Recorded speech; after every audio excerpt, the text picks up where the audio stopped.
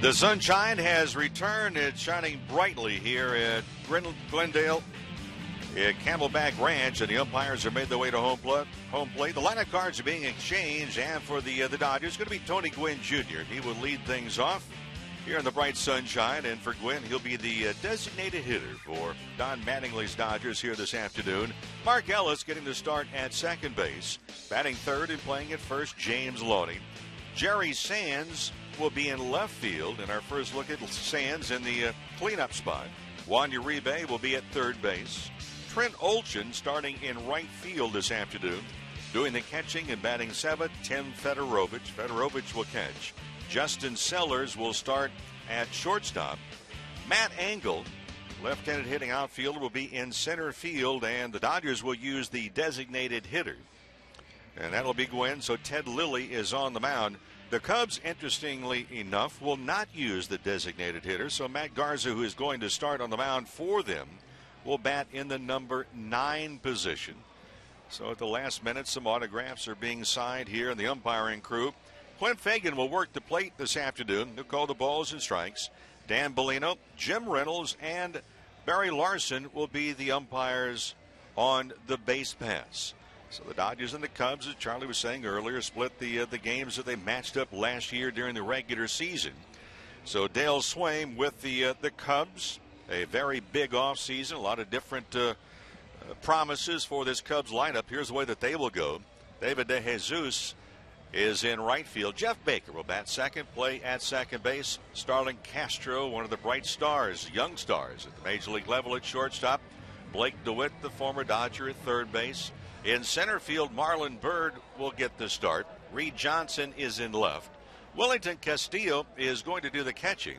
And Anthony Rizzo, the young and very talented first baseman coming over from the San Diego Padres, will bat in the 8th spot. He is at first base. And Matt Garza, the hard-throwing right-hander, record at 10-10, will be on the mound for the Cubs here this afternoon. It is still in the early going, and figures that the Cubs, along with the Dodgers, will have maybe 3 at-bats if you're in the starting lineup. How long Ted Lilly will go, a pitch count is going to be affected. So for the umpires, kind of enjoying a respite as they get set to go with not too many off days themselves during the championship season. And the Dodgers and the Cubs both, along with the fans here. It's a little strange because we moved the clocks ahead last night. And Arizona is one of the few states that stays on the same time all year long as the Dodgers take the field. And Charlie, one thing that we may comment along with some of the players here earlier today, it did catch them by surprise with a 12:05 start here today.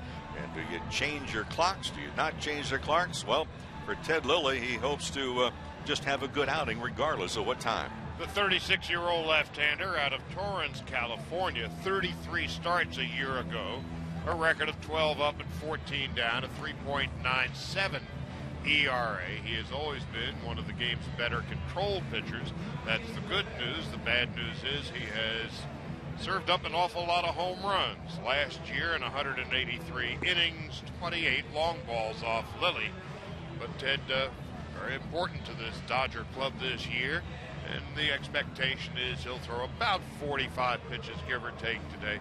About 3 innings of work. We'll also see Matt Guerrier, Mike McDougal, Todd Coffey, John Grabo, and perhaps a few others. While we have a chance, let's set the Dodger defense for you this afternoon. Again, a lot of the backup players will be on the field today. Uribe at third, trying to get some reps in, and Justin Sellers will give D. Gordon the afternoon off at short. Mark Ellis came over, signed the 2-year deal, played almost 11 years in Oakland, a half a season last year in Colorado. At second base, James Loney will be at first. Jerry Sands in left. That means Juan Rivera's got the day off. Matt Engel in center. Matt Kemp with the day off. Trent Olson in right. And Andre Ethier with the day off. Tim Federovich will be behind the plate. David DeJesus makes his way toward home plate, and he'll lead off the game. DeJesus, 1 out of 8 so far this spring. So DeJesus, a year ago in Oakland, he has never set foot inside Wrigley Field, and now he is going to be their right fielder as we begin this ball game for the Dodgers. 4-1-2 so far this spring. The Cubs are 4 up and 3 down. Lily's first pitch of the game is low and outside. 1 ball, no strikes. Game time temperature 70 degrees. Partly sunny skies. A much cooler day than we've had here the past couple. Jeff Baker on deck. Starlin Castro on deck. Lily's second pitch is a strike on the outside corner at the knees. 1 ball and 1 strike. So the Cubs are under new management after just a terrible year last year when they won 71 games, lost 91, finishing 25 behind Milwaukee. Here's the pitch, a swing and a high fly off to the left side in foul territory. Uribe near the wall makes a backhanded catch. No one out here in the first. Uribe did a good job of going down and knowing exactly how much room that he had. The Dodgers third base dugout goes down, and then it actually comes back a little bit more on the warning track and added room for Uribe, who knew exactly how much territory he had to cover. Well, the Dodgers expecting a lot from Uribe this year after a very disappointing season in 2011. Here's Jeff Baker, and Baker takes a strike outside corner, 0-1. Darwin Barney is expected to be the Cubs' everyday second baseman. Baker 4 for 9 this spring with 2 doubles. Lily into the wind, and the 0-1 is on the way. Breaking ball for a strike, 0-2. Charlie, this Cub ball club, Theo Epstein coming over, the former Red Sox general manager. So he is now the new president of baseball operations with the Cubs, and they are in a rebuilding process and trying to get away from dismal seasons. Here's the 0-2. Under the knees, 1 ball and 2 strikes. Dale Swaim has taken over as the manager of the ball club, replacing Mike Quaddy. When you finish 20 games under 500, and the Cubs have seen their 1-loss total drop in each of the last 4 years. They needed a complete whitewash, and that's what owner Tom Ricketts did. Ricketts just in his 3rd season is owning the ball club. Back in 2008, the Cubs won 97 games. And it seemed when James Loney hit that grand slam at Wrigley Field in the first game of the division series. Inside. 3 balls and 2 strikes. That was a dagger into the heart of the Cubs, and they haven't been the same since. In 2008, they won 97. Then they fell off to 83 wins in 2009, 75 wins in 2010, and just 71 a year ago. Now the 3-2 to Baker is on the way. It's inside and low, ball 4. 1 out, 1 on for the Cubs. And here is a foundation builder, Starlin Castro, making his way to the dugout. You're looking at Dale Swaim, his first year as the manager of the Cubs. And Swaim was talking about this winter, about he was going to set the new tone for this Cub ball club. You do not necessarily have a good season because you have a high payroll. In fact, for the Cubs, they were 6th highest in baseball, a payroll of about $134 million last year. But Swaim said, that's enough. We're going to play. We're going to play aggressively. If you don't like it, we will get rid of you. Dale, 48 years of age. This is his first managing job. Starlin Castro, 5 for 16 this spring, takes inside and low, 1 ball, no strikes. Just 22 years of age is Castro. And he was a model of consistency last year. Hit .307 before the break and .307 after the break.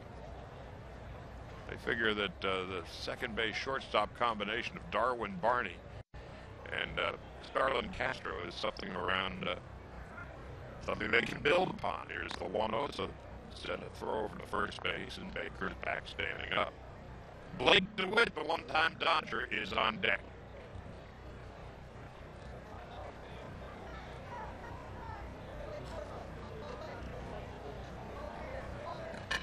Lily on 1-0, set at the chest, eyes the runner at first.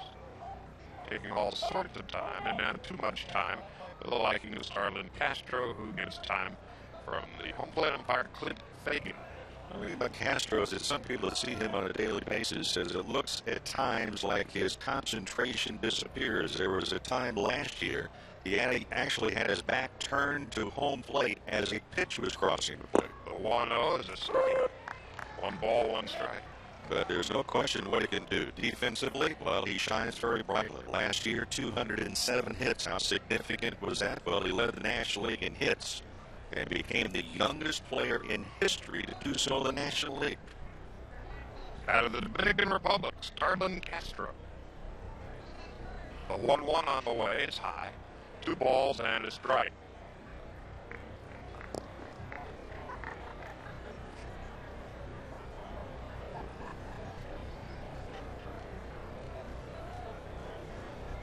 Castro, born in 1990.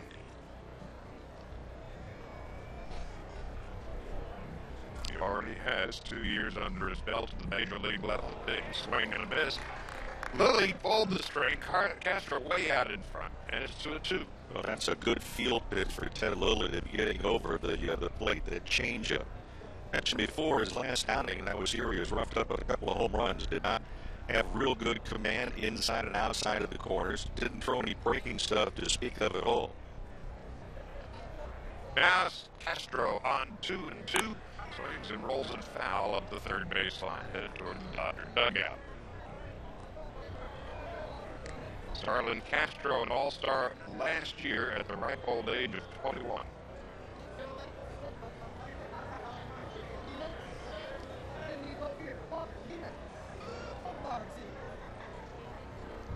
Already has 346 big league hits. That's the most of any player in Cub history after 2 years. Swinging a foul back and often right in that play. As Mo was mentioning, the Cubs are in a massive rebuilding mode. They unloaded Carlos Zambrano. They've got a couple of really hefty contracts that they would love to unload. Simply can't. Alfonso Soriano and Marlon Byrd, among others. Here's a 2-2. Just inside. 3 balls and 2 strikes. Now let's see if Jeff Baker will be off and running with the finish.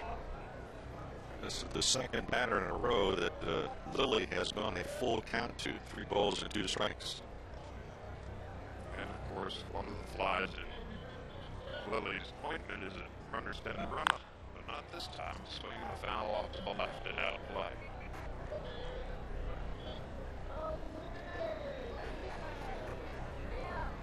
Radio only tomorrow when the Dodgers play the Angels over in Tempe.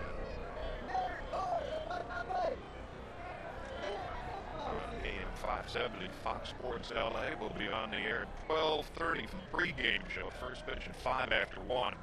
Aaron Moran goes against Jared Wheat. The shortstop Sellers has but 1 play, and that's the first.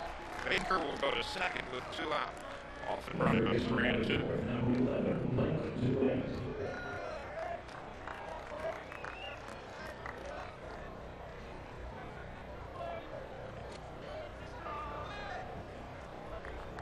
That brings up Blake DeWitt, the pride of Sikeston, Missouri. One-time Dodger who was traded to the Cubs for Ryan Terry. DeWitt 5 for 8 this spring, takes outside and low, 1 ball, no strikes. Blake DeWitt, it's already been a somewhat strange year, and I mention that because 10 days prior to his reporting to spring training, Sikeston, Missouri, more accurately 19 miles southeast of Sikeston, was in the middle of an earthquake. 1-0 is low and outside. And I beg your pardon, steps off the rubber. And Blake said that you talk about people looking at other people with wide eyes on what the heck was that, but in Sikeston, Missouri, 19 miles southeast, an earthquake. Now the 1-0. Swinging a chopper to first. Retreating is Loney. Drops it, throws to Loney, covering it first, and the inning is over. Loney stays with the play. Lilly Johnny on the spot to receive the throw. No runs, no hits, a walk, and a man left. No score.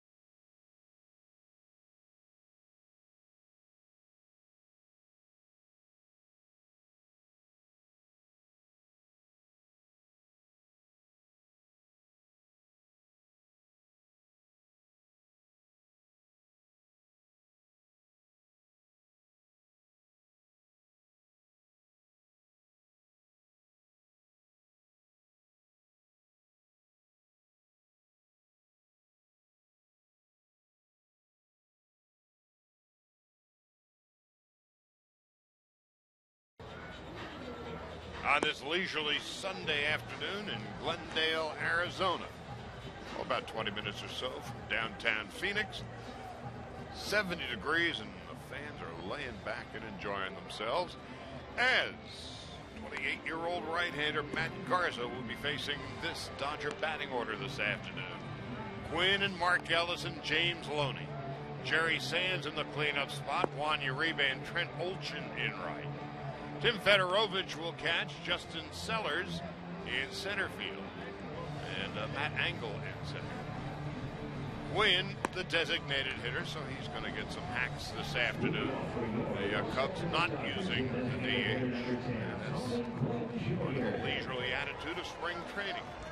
28-year-old right-hander Matt Garza, born and raised in Northern California, lives in Fresno now. 6'4", 215 pounds. Had a solid season with the Cubs last year. A record of 10-10 and an ERA of 3 1/3. He strikes out about a batter an inning. Tony Gwynn to lead it off for the Dodgers.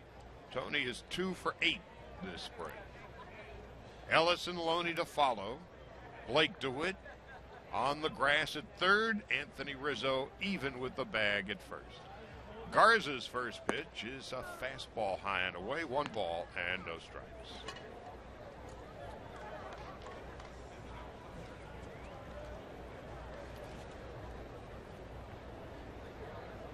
The 1-0 is on the way. It's low and outside. 2-0. Garza gets it to home plate rather quickly. Fastball around 94 miles an hour when he's healthy and at full strength.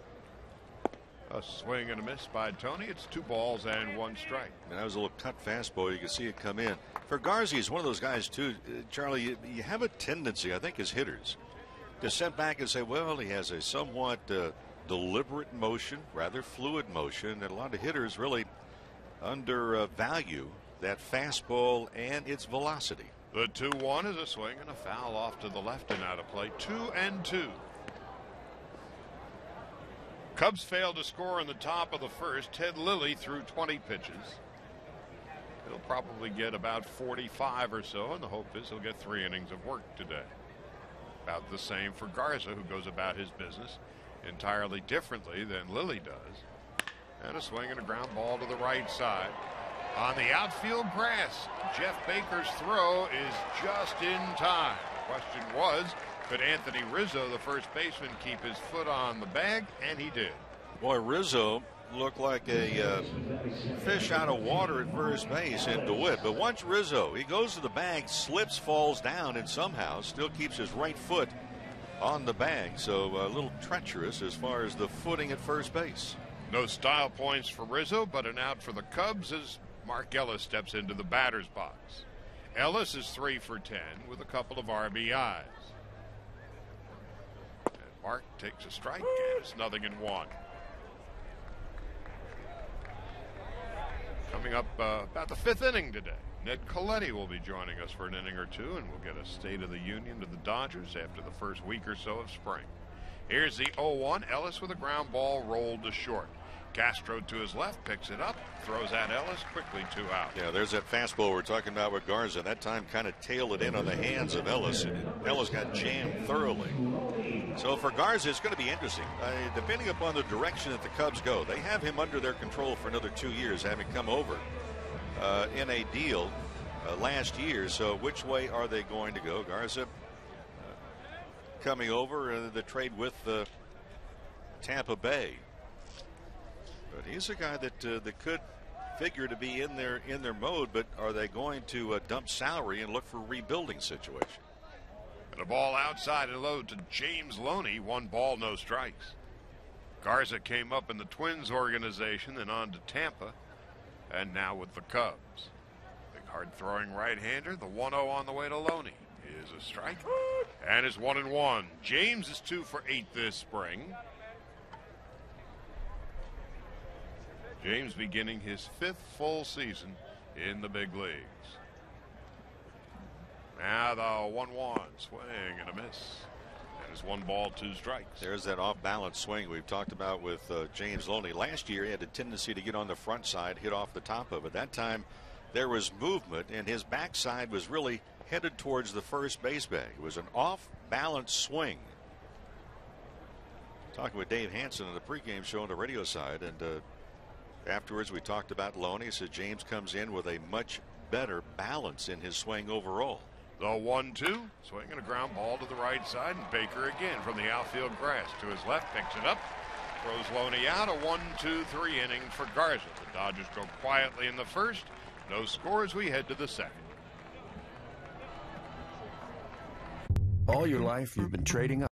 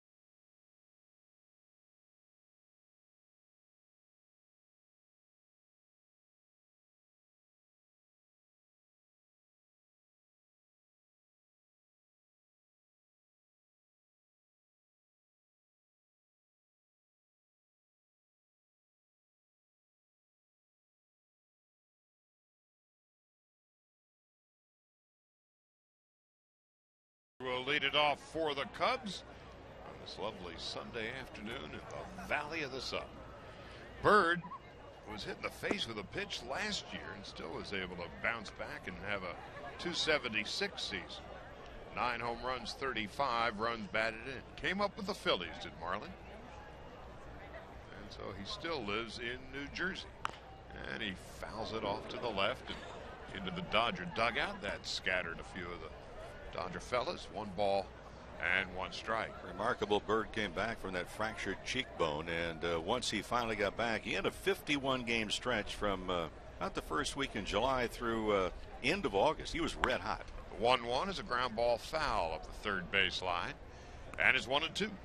I always wonder when a batter is hit and suffers a severe injury, how they are going to be coming back. Are they tentative? And other clubs, I mean, they're not trying to hit him, but other clubs simply have to come inside and test exactly how much room that hitter is going to give up. The 1-2 is a swing and a high pop-up into short left center field. Retreating is Justin Sellers, waving his arms, calling everybody off, makes the catch. First out of the second. And now here's Reed Johnson.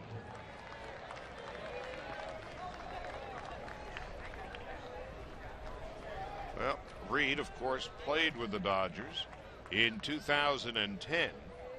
Came up with the Blue Jays, then to the Cubs, then to the Dodgers, back to the Cubs. Out of Las Vegas, Johnson takes a breaking ball for a strike that jelly-legged him, and it's 0-1. Kid growing up, Reed Johnson was a gymnast. Born in Riverside, and he said his dad was talking about Johnson coming up, says he was a handful and a nightmare. The 0-1 is a swing and a miss, and it's 0-2. Can you imagine, I mean, trying to calm down a 5-year-old who's a gymnast, and he's being taught how to do the flips and the dismounts and everything else, and his dad said he never realized that when he left the gym to go home, there were different rules at home than what he was exercising with in the gymnasium. Now the 0-2 to Reed Johnson. swing, and he fists it into short right center field. Sprinting out is Mark Ellis to make the catch, and they're 2 out. Well, isn't it interesting to see how Ted Lilly has come out in this inning? He went 3-2 to 2 different batters in the first inning. He gave up 1 walk. But here in the second, he has been right on. Location with Bird, he popped out to short. Location to Reed, he pops out to second. And very efficient. 2 out, nobody on. 20 pitches in the first inning. And quickly 2 out, nobody on here in the second. Wellington Castillo is the hitter out of the Dominican Republic. He's the catcher. Trying to get the backup spot behind Giovanni Soto. Takes a strike. 0-1. Castillo 4 for 11 with a home run and 2 runs batted in this spring. He'll turn 25 next month. Now the 0-1 from Lilly. Swinging a 1-hopper to short. Easy play for the sure-handed Justin Sellers. Fires across the diamond. 5 in a row retired by Ted Lilly. Nothing across in the top of the second. No score from Glendale.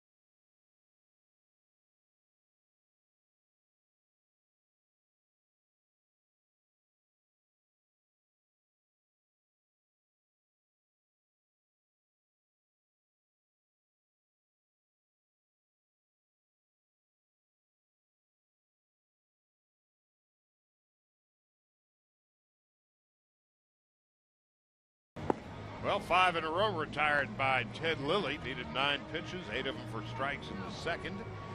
And Jerry Sands will lead it off for the Dodgers as we go to the bottom half of the second inning, to be followed by Juan Uribe and Trent Wolch. Matt Garza, a solid first inning, retiring the Dodgers in order. They failed to get the ball out of the infield. Now Jerry Sands, 1 for 9 this spring. Spent this winter as a substitute teacher.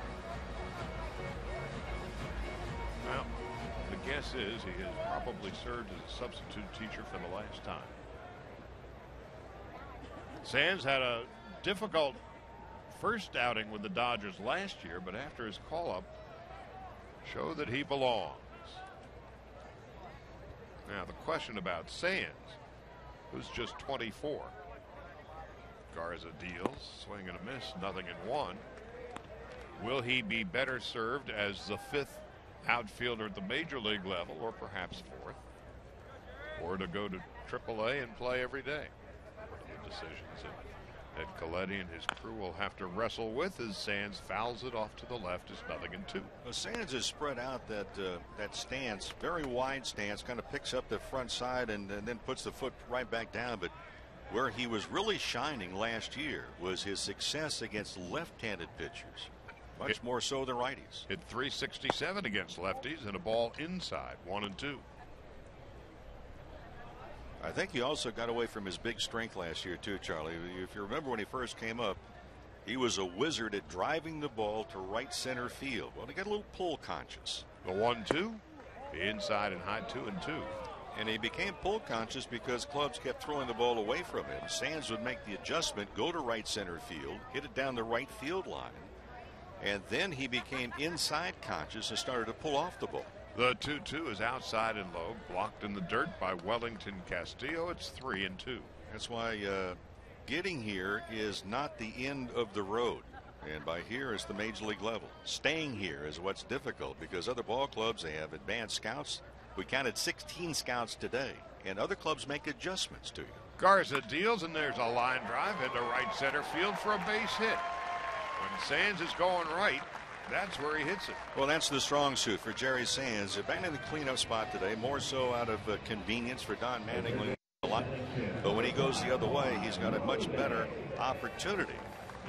And he simply looks more comfortable in driving the ball the opposite way. And he does it with some authority. Now Juan Uribe steps into the batter's box. Uribe is 1 for 5 this spring. Trent Olchen is on deck. Sands has decent speed, hardly a blazer. A short lead at first being held on by Anthony Rizzo. Garza deals, a swing and a liner foul off to the right and out of play, and it's 0-1.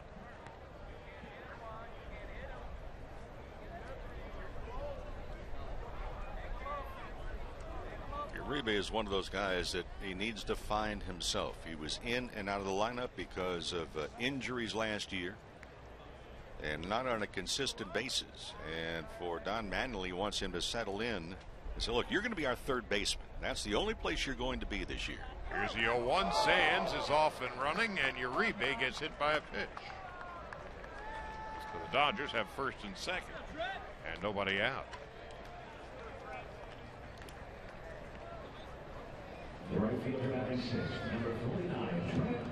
There are some things that you miss about not playing. Being hit up around the shoulder is one of them that you don't miss, and the other thing is, as a hitter, you do not miss at any time fouling a ball off your foot, your ankle, or your shin. Trent Olchen steps into the batter's box. Garza, who retired the Dodgers in order efficiently in the first inning, now has trouble as the Dodgers have first and second, nobody out. Olchen got married in the offseason. Left-handed hitter from Australia swings and lashes a liner foul off to the left, and it's 0-1. Tim Fedorovich is on deck. When the U.S. won that Olympic gold medal in Australia, Tommy Lasorda was the manager of Team USA, and Trent Olchen, then but a young teenager, was the USA's bat boy. No balls and a strike. Olchen deals a swing and a grounder foul past first base coach Davey Lopes. It's 0-2. Olchen, a guy that can give you a great deal of backup from a defensive standpoint. He could really play all three positions, left, center, or right field. And maybe at his best when he matches up against a guy that's not known on the mound for necessarily a good off-speed pitch or good breaking ball pitcher. He's kind of geared for this good fastball. Olchen turned 29 last month. On 0-1 with runners at first and second, nobody out in the second. There's a looper into short left field. That's going to drop in for a base hit. Sands will be held at third on a little parachute job. So Sands at third, Uribe at second, and Olchen is at first. Hey folks, while we have a moment, you can celebrate the 50th anniversary of Dodger Stadium. It's presented by State Farm with the Dodger Stadium Great Bobblehead Series mini plan. Now it includes all 10 bobblehead games featuring Dodger players and personalities like Sandy Koufax and Vin Scully. If you'd like more information, just go online. Dodgers.com/mini plans or pick up the phone and call 323-224-1365. Now Tim Fedorovich with the bases loaded, nobody out, looking for his first hit of the spring. He's 0 for 5 and takes inside and low, 1 ball and no strikes. Talking with Tim Wallach early this morning. A couple of things are going on with the coaching staff. First of all, beards for whatever reason. But for Wally, he said that he was tickled to death that so far the runners have been picking him up. They've been running the bases very aggressively. Low and outside to Fedorovich. 2 balls, no strikes. Well, one of the things, and again, we're 8-9 days into spring training. The Dodgers have played fundamentally sound baseball. And a couple of years ago, you may remember when the Dodgers were struggling, one of the things that Ned Colletti talked about is a foul back to the screen off the bat of Fedorovich, 2-1. He said he didn't like the presentation of his ball club, how they were going about their business.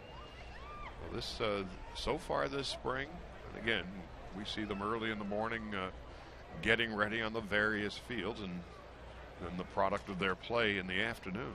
They've been a fundamentally sound team, and that is, as they say, Donnie baseball. Here's a 2-1. Line drive headed toward the right field corner. It is a foul ball. And it's 2 balls, 2 strikes. Well, Fedorovich, the 2 swings that he's had, the first one was a little bit long swing. His last one was a little bit tardy. And he is still kind of fighting in between exactly where he is going to be getting the ball hit by the bat. In fact, that ball was on his hands, and he's going to get a fresh piece of lumber. And Garza, we mentioned earlier, not only throws hard, but he'll cut the fastball. That'll go away from right-handed batters. He'll turn it over, and that last one was turned over and broke some wood that Fedorovich was swinging with. So the Dodgers with the bases loaded and nobody out in the bottom of the second. There's no score. Threatening here with Justin Sellers on deck. Sands at third, Uribe at second, Olchin at first. Garza deals low and outside. Corner, strike 3. Fedorovich didn't like it. There's a look at home plate umpire Clint Fagan. Well, Fedorovich will come back up the next time he sees Fagan with the catching gear on, and may diplomatically converse as to the location of that pitch. So with 1 out of the bases loaded, Justin Sellers coming up. Sellers 4 for 10 this spring. And Justin with a big swing and a miss, and it's 0-1. Sellers steps out of the batter's box, adjusts his batting gloves, now steps back into the box. From Bellflower, there's the home of Jeff Kent. A ton of players out of Bellflower. 1 ball and 1 strike. Matt Engel is on deck. You know, Seller just made an adjustment right here, and he's been able to gauge the fastball. And for Sellers, who's normally down on the end, he choked up just a little bit right here. Now the 1-1. He takes high and away, 2 balls and a strike. For those that have not been with us over the previous week, one of the things we've seen Justin Sellers do the second game, and you can see he just choked up about a ½ inch right there. Began this at bat down on the end of the bat, so he's adjusting to what he's seen, the velocity. But the second game that we saw, he choked up, lined out to first. Next time up, hit a double down the right field line to score a run. On 2-1 with the bases loaded and 1 out. Sellers takes low and outside, 3 balls and a strike. And by choking up, you're not saying, oh, geez, I'm not strong enough, I'm not quick enough. What you're doing is you're trying to garner better bat control. And at times, Justin Sellers believes he's a home run hitter, and that swing gets a little bit slow, a little bit long. The 3-1. Big swing, fouls it back, 3-2. And that was a good swing because the point of contact, it was very quick, the barrel of the bat to the hitting zone. And you can make the argument if it was a slow swing, a longer swing, as it was the very first pitch and swing in this at bat, he would not have been able to catch up to a good fastball. 3 balls, 2 strikes, and 1 out. No score in the bottom half of the second inning. Garza set belt high deals, and Sellers pops it foul off to the right and out of play. Dodgers and the Angels radio only tomorrow. We'll be on the air at 12:30. First pitch 105 on AM 570 Fox Sports LA and the Dodger Radio Network. Aaron Harang against Jared Weaver. On Tuesday, we'll be back on television, Camelback Vision, with the Rockies here. Chris Capuano against the youngster Drew Pomeranz. The 3-2, low and outside, ball 4. So the Dodgers take a 1-0 lead. And the bases loaded walk to Justin Sellers. And that's a very good at bat. That's an earned walk. And Sands will go to the Dodgers' third base dugout.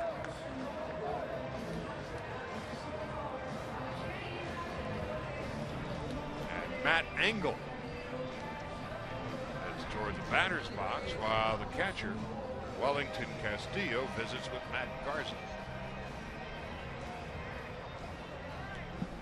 Well, the Cubs pitching staff last year, they unfortunately became accustomed to walking people. In fact, they walked more batters than any National League staff a season ago. They issued 580 free passes. Ball outside and low, 1 ball, no strikes. Well, the Cubs just had an awful year in every category. Finishing 20 games behind 25 games behind Milwaukee, and 20 games under 500. And it's now 2 balls and no strikes to Matt Engel. It's been 5 professional seasons in the Baltimore organization. Now Chris Bosio is going to go out and have a chat with Garza, who had an easy time of it with the Dodgers in the first inning and has really been struggling here in the second. Yeah, he's been struggling. One thing that's kind of interesting about Matt Engel, the Dodgers acquired him here in the spring training. He's out of Ohio State. He was a 7th round pick by the Baltimore Orioles. And you begin to wonder, well, what catches the eyes of scouts? Well, he captured the eyes of scouts very early because in high school he was captain of the football team. He was also lettering in basketball, and he was a regional qualifier growing up in the 100 and 200 meter dash in track. So you talk about someone that could do a lot of different things. It was Engel. Spending most of his time at AAA Norfolk last year, hit 271. 27 out of 30 stolen bases. Garza misses high and outside. And it's now 3 balls and no strikes. And what we understand, talking again with Dave Hanson about Engel, is he's got pretty good knowledge of the strike zone, normally a good contact hitter. On 3-0, a 4-pitch walk. In to score is Uribe, and the Dodgers take a 2-0 lead.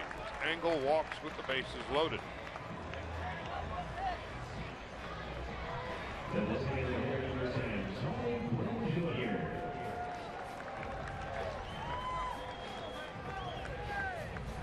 So Garza frustrated with himself, and Tony Gwynn steps into the batter's box. Gwynn bounced to second base in his first at bat.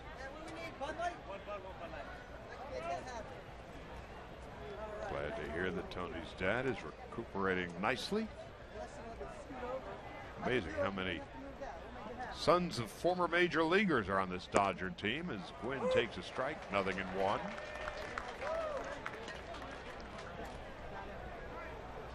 In fact, the runner at second base, Justin Sellers, his dad, Jeff Sellers, pitched in the big leagues. Matt Wallach is on this Dodger team, and there's a line drive base hit into left field. In to score is Olson, and right behind him is Sellers, and the Dodgers have taken a 4-0 lead. Pretty good spot to be hitting in because you're coming on after 2 walks have been issued with bases loaded. So you know, first of all, your pitcher is kind of battling with control. You know that he's going to try and throw a strike, and it's not like, well, he's going to work to the corners. He's going to go for the big part of the plate. He did, and got burned by Gwynn. Still only 1 out. 4 runs are in. And Mark Ellis steps into the batter's box with the 2 RBIs. Gives him 3 on the young season.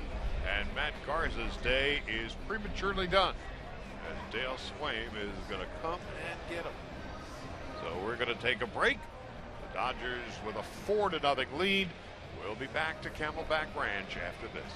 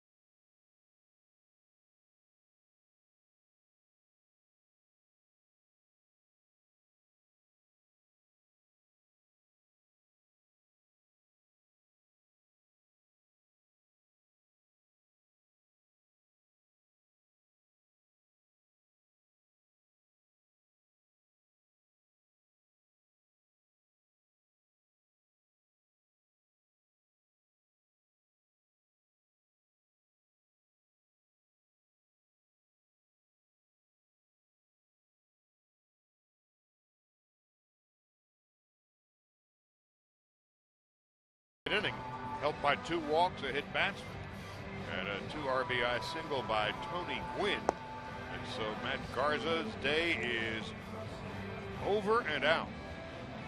40 pitches, 23 for strikes. And the new pitcher is Chris Russin, 6'2", 195. He's out of Michigan. Spent time at Double and Triple A last year. Double A Tennessee, an ERA of just south of 4, and at Triple A Iowa, an ERA of just north of 4. 6'2", 195 pounds, and he's 25 years old, non-roster invitee. He's on the University of Kentucky, 4th round pick. We understand what he's on. A lot of ground balls he serves up. Well, that Engel has been caught in a rundown and trying to test his speed. He is caught. Gwynn goes to second base as Engel is picked off.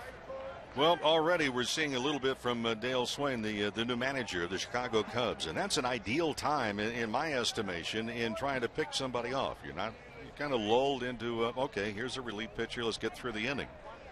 But he winds up with a pickoff move, and has done very well from the pitcher to coming in from short was Castro. The caught stealing presented by Bay Alarm. So now there's 2 out. Gwynn at second base, and Mark Ellis takes a strike. It's 0-1.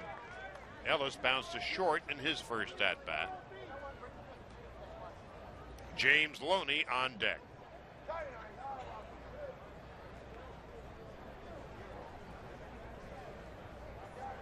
Russin on 0-1 to Ellis.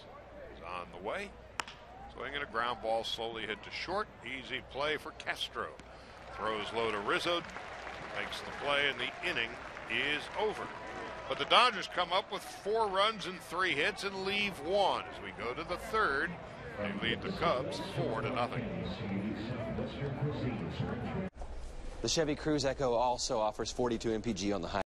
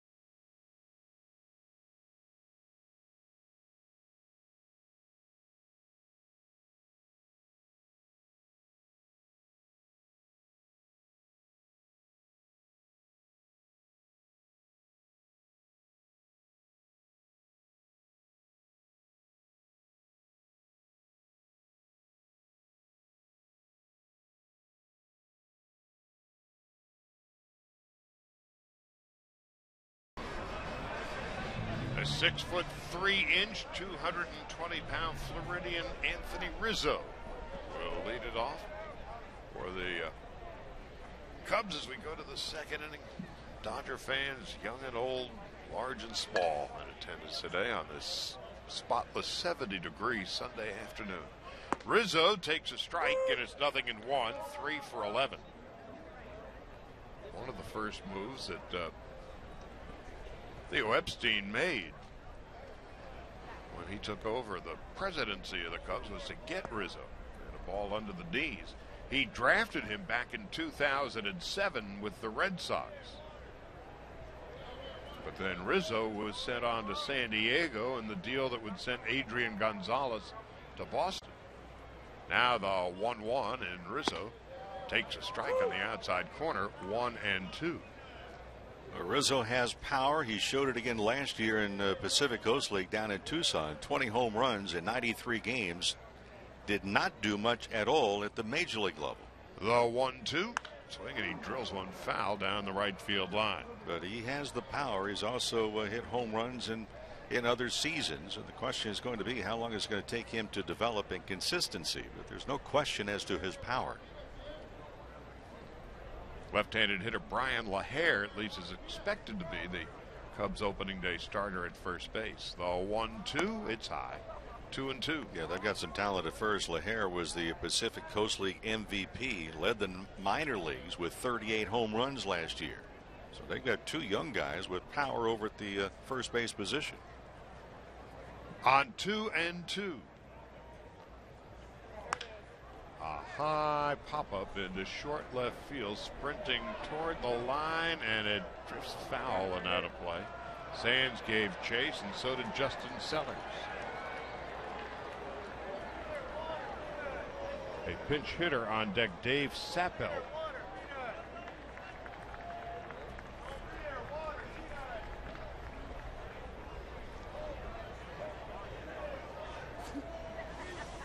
Dodgers with a 4-0 lead.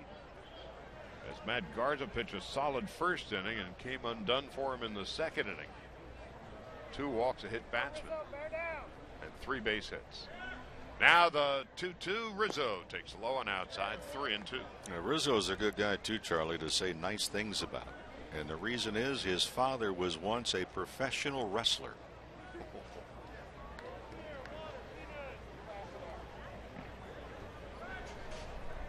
On 3-2, Anthony Rizzo drills one through the middle, a base hit.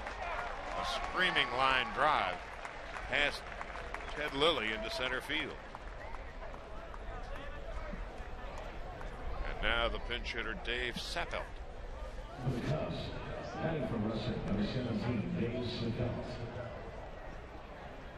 So Lilly got it up, and Rizzo drilled it through the middle.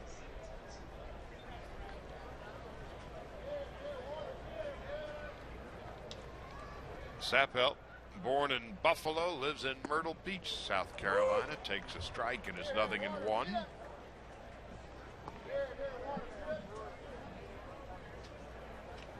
He came over in the deal that sent Sean Marshall to Cincinnati. Of course, the Cubs got Travis Wood, the lefty pitcher, in return. He fouls it back, 0-2. Cubs trying to fortify their rotation. Of course, one of the things they wanted to do was get rid of Carlos Zambrano in any way possible. And so they ate 15 of the $18 million that he's due. And they got Chris Volstead from the Marlins. The 0-2, Sappelt takes inside and high, 1-2. He left. They had to pay him, and the fact that they got anyone for him was a bonus. Mm-hmm. Basically got thrown off the team last year. Here's the 1-2, high and outside. 2 balls and 2 strikes to Sappelt with David DeJesus on deck. Gave up 5 home runs in a game, threw at Chipper Jones, and that was the end of the line. Now, Zambrano seeing if he can resuscitate his career with the Miami Marlins. Ozzie Guillen.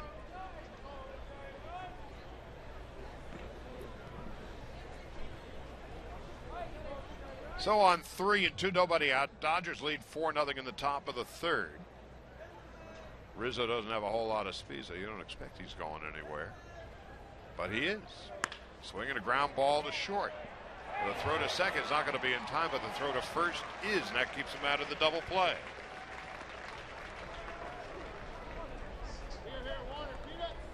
Right field number 9, Not a bad jump by Rizzo. And he slid in underneath the tag. Really no chance at all. You wonder if Sellers really had a good look at all and was seeing Rizzo break from first base. So the Cubs have a runner at second base with one out, and David DeJesus is the hitter. He fouled to Juan Uribe in his first at bat, and DeJesus from New Jersey takes high and away. 1 ball, no strikes.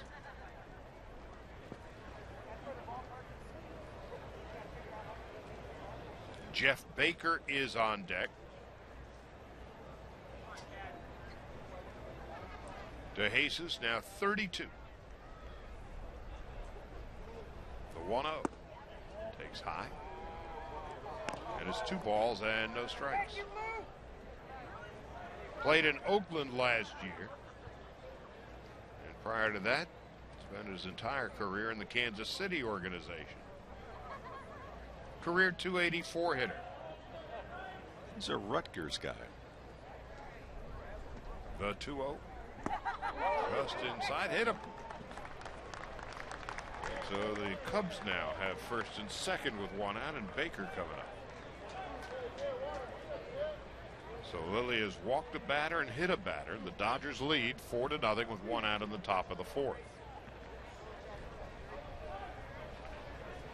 Second baseman number 3, Jeff Baker.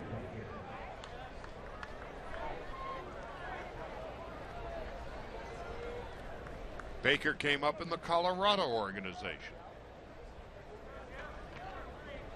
Came over to the Cubs in the middle of the 2009 year. Career .270 hitter. Lilly deals a strike, and it's 0-1.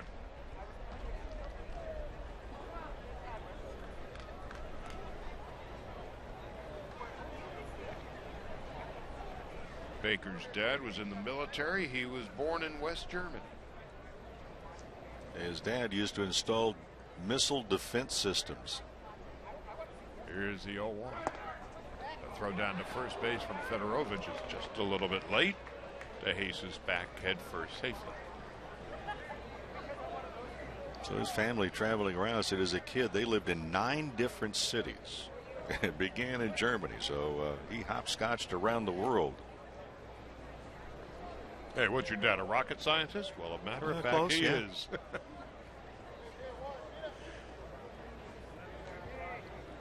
Baker 4 for 9 this spring, first and second with 1 out.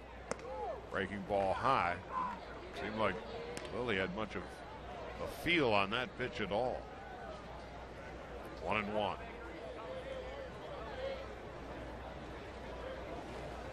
because of the humidity or lack of same out here, I guess breaking ball pitchers have a more difficult time in spring than the good old-fashioned heart throwers. The 1-1 is popped up down the first base line in foul territory. Loney makes the catch, and there's 2 out. We'll pause here. 10 seconds for station identification on the Dodgers Radio Network.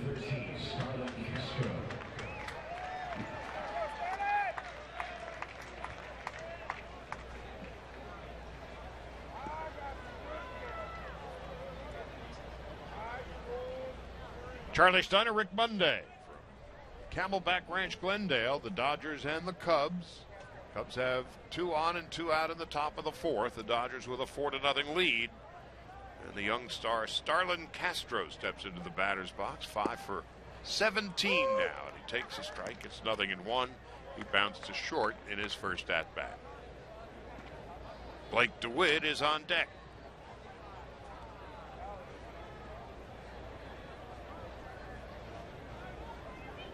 Cubs looking to improve their lot in life in the National League Central Division this year. And Castro nearly hit. Gets out of the way. 1 ball, 1 strike.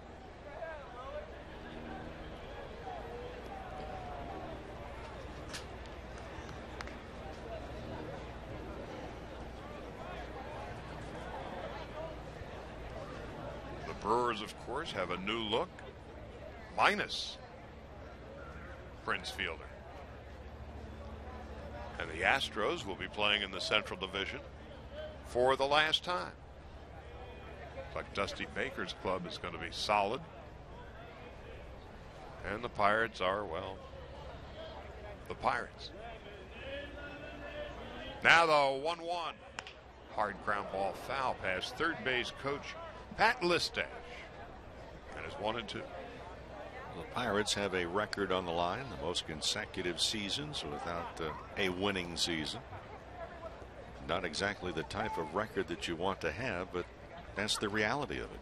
1992, the last time the Battling Bucks had a winning record.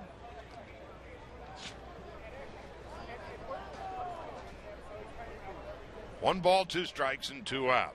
Rizzo leading from second, David DeJesus from first. In all likelihood, Ted Lilly's last inning of work. Dodger bullpen has already gone to work. Coming into the afternoon, the expectation was he was going to throw about 45 pitches, and that's about where he is now. Lilly on 1-2, and here's the pitch. Swinging a foul off the foot of Starlin Castro.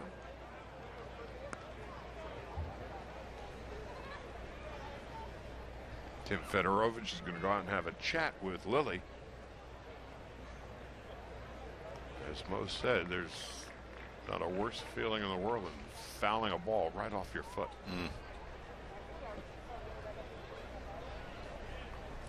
It's amazing to me how few broken bones. Well, you foul a ball off your foot, I'll guarantee you one thing, that glass slipper is not going to fit at midnight. An orthopedic glass slipper. On 1-2, Castro goes a ground ball to third. Uribe picks it up, throws to second for the force out, and that is that in the third. No runs, one hit, two left after 2.5. It's the Dodgers 4, and Cubs nothing.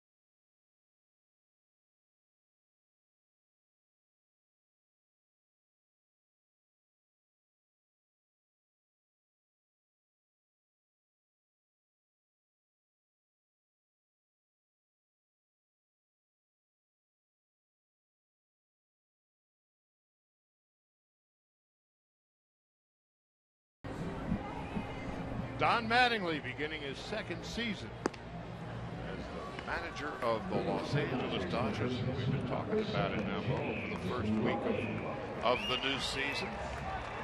The relaxed atmosphere in camp, the business-like atmosphere in camp. And the Dodgers, again, a week in, have been a fundamentally sound ball club. Yeah, and I think in the early goings, the returns would say it's a very good start to a season because the attitude has already been set by Mattingly and the coaching staff. And this is a club, as you mentioned before, they have been going at it very aggressively.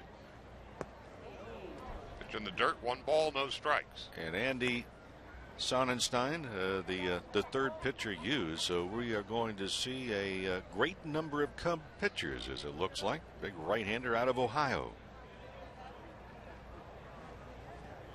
James Loney is the batter, and he takes a strike at the knees. 1 ball and 1 strike.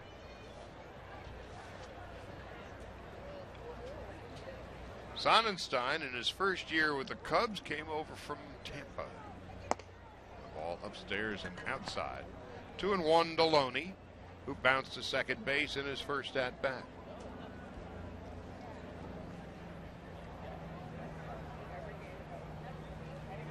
Dodgers with a 4-0 lead as we begin the bottom half of the third. Sonnenstein deals and Loney pops it up. Foul and off to the left and behind the plate.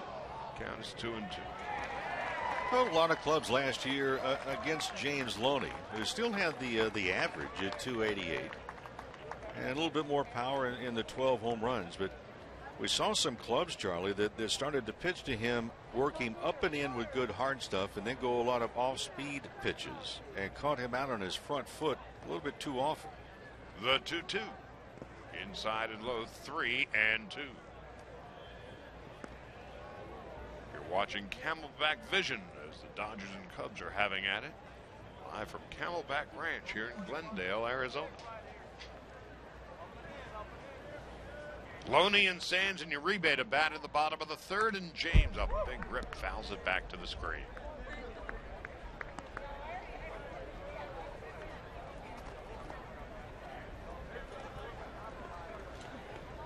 Talked many times about Loney has a tendency to get his weight out over his front foot during that swing, and what it does is it locks his hips. You cannot open them up.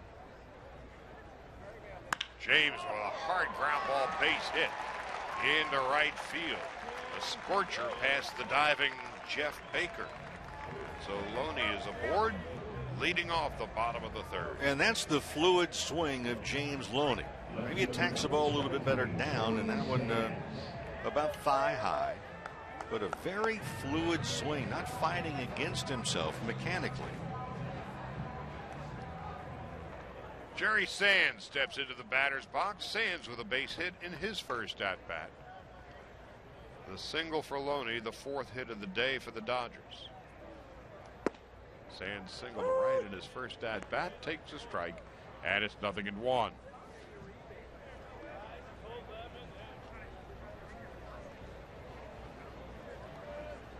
Sonnenstein is 29.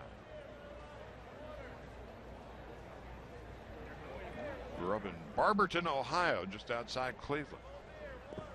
Ball in the dirt, blocked nicely by Wellington Castillo. 1-1. There is a battle for the backup catching spot behind Giovanni Soto.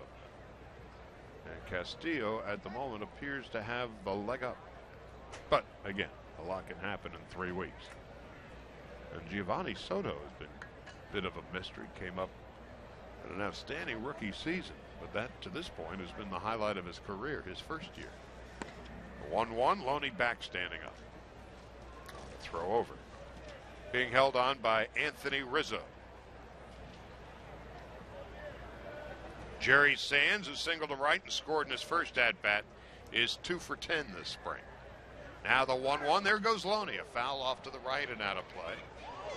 And it's 1-2. Talking about Soto, the young catcher for the Chicago Cubs. AAA MVP. That was in 2007. National League Rookie of the Year in 2008. But he has hit .240 in over 1,200 plate appearances in the 3 years since his rookie season. 1 ball and 2 strikes to Jerry Sands. And now with Sonnenstein taking too much time, Sands steps out of the batter's box. And a follow-up on the Wellington Castillo. He had 15 home runs last year in AAA and hit close to 290. So they have some depth at least. The 1-2, Sands with a ground ball to short. Appears to be a tailor-made double play. 6, 4, and 3. Castro to Baker to Rizzo. Sands retired. 2 out and nobody on. Third baseman number 5, Juan Uribe. Brings up Juan Uribe, hit by a pitch. He scored a run in his first at-bat. That was a tailor-made and perfectly executed double play. Castro, the underhanded toss to Baker, and a fine pivot. Uribe takes a strike, and it's 0-1. Here's really an important man as far as the offense of this Dodger ball club. Absent last year with too many injuries, and then moved up and down all throughout the lineup. The 0-1 is outside and low. And it's 1 ball, 1 strike. Uribe is never going to be on the cover of maybe a workout magazine, but he has dropped some pounds since the end of last year.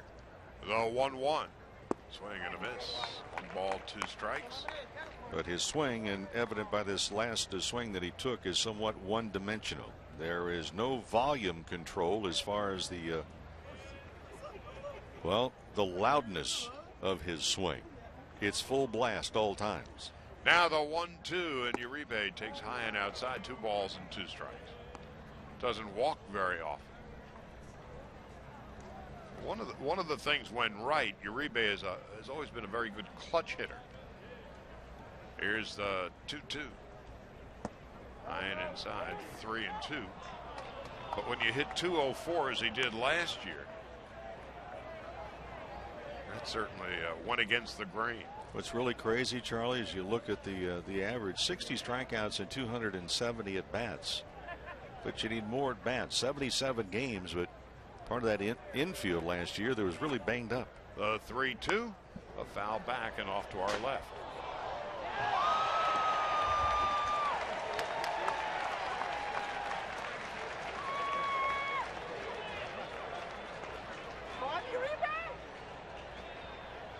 Uribe is really, as far as average, 2009 with the Giants hit 289.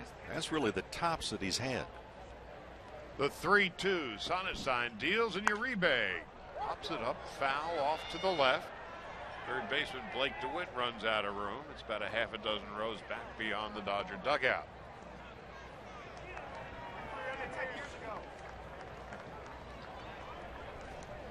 Trent Olchen hoping to get a crack at it. Here in the bottom of the third, and a young fan comes away with a souvenir.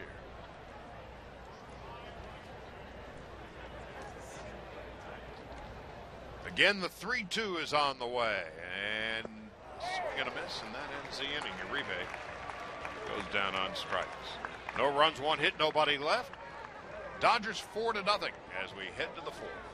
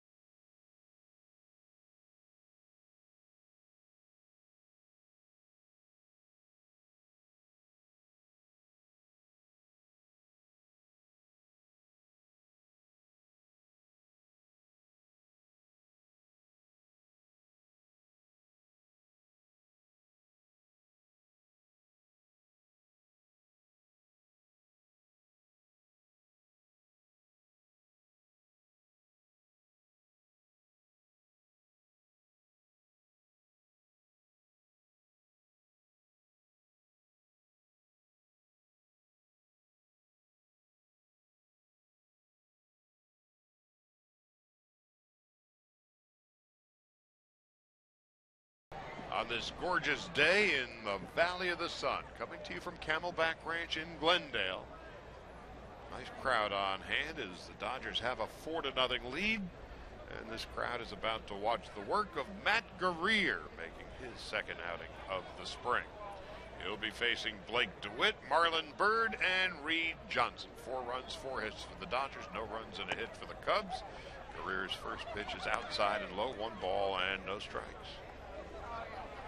Guerrier did not have the year that either he or the Dodgers were expecting or hoping last year.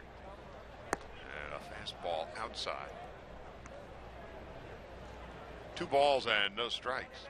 An ERA of over 4, but for Guerrier, I think he got away from his bread and butter, and that is a tailing, sinking fastball. The 2-0, just like that one. That's a strike on the outside corner, 2-1. And you hear it all the time, and you sign many of these fellows. They sign the big contract. They try to do too much. The 2-1, a breaking ball high and away, 3-1. And Guerrier admits to some of that as well. The Dodgers certainly have an awful lot of depth in their bullpen. Here's a 3-1.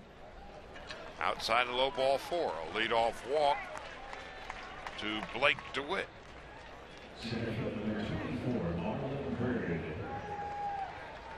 Well, last year, Guerrier's strikeout to walk ratio was 2-1.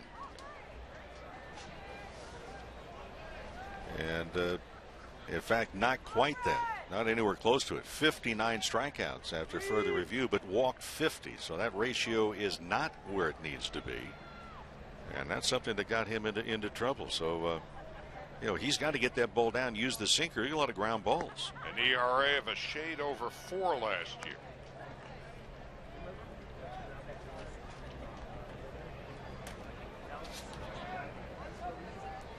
Marlon Byrd, who walked in his first at-bat, takes a ball inside and low, 1 ball, no strikes.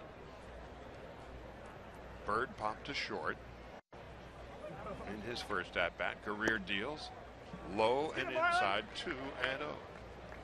Now Tim Fedorovich is going to go out and have a chat with Guerrier.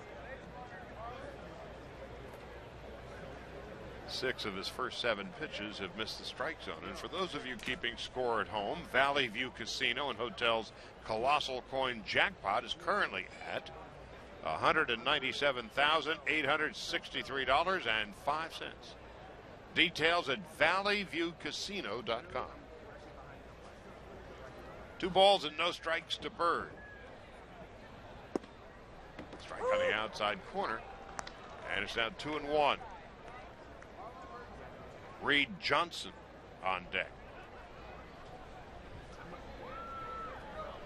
Coming up in the 5th inning, General Manager Ned Colletti is scheduled to join us. And we'll get his view of the ball club after the first week or so in spring training.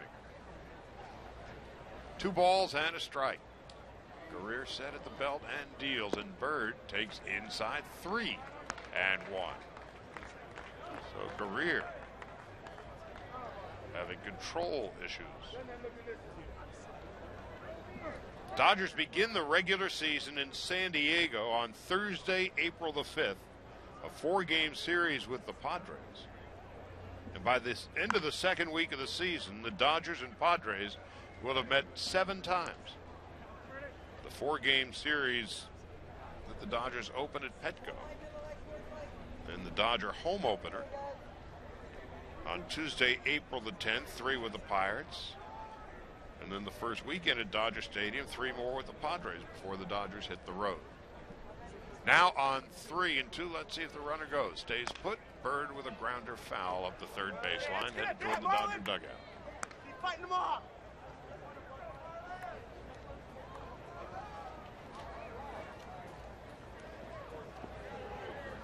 The Cubs open at home on Thursday, April the 5th, with the Washington Nationals. Get it, Marlon. Now the 3-2. The runner goes this time high, ball 4. And so Guerrier walks the first 2 batters he faces here in the 4th.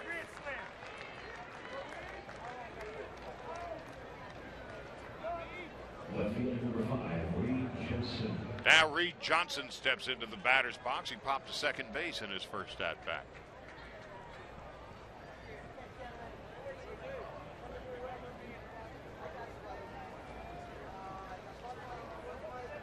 Dodgers and the Angels tomorrow, radio only from Tempe.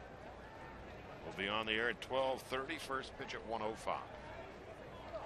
Reed Johnson takes a strike on the outside corner. 0-1. Johnson 3 for 12 so far this spring. Think about Reed Johnson ever since he came up. First with Toronto, Dodgers, Cubs. Has always worn those socks all the way to the knee. Has that old-time baseball look and feel about him. The 0-1, throw to second base, and Blake DeWitt just got picked off.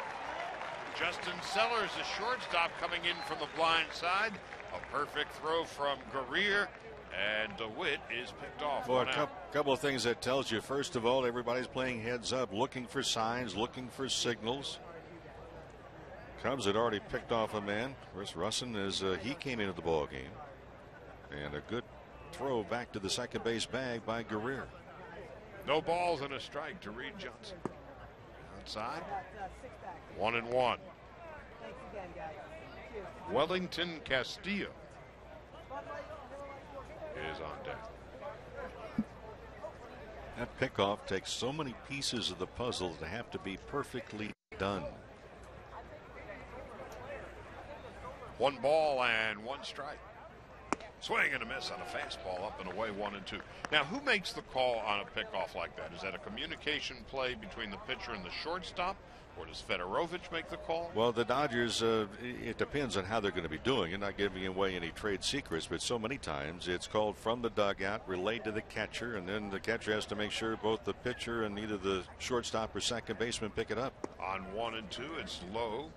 2 balls, 2 strikes to Reed Johnson. And clubs will attempt to disguise that so other teams cannot see it. That's one of the things that Major League scouts, 16 of them we counted here today. Already this spring, there have been 2 scouts asked to leave the stadium, one by Bruce Bochy and the other one by Kirk Gibson.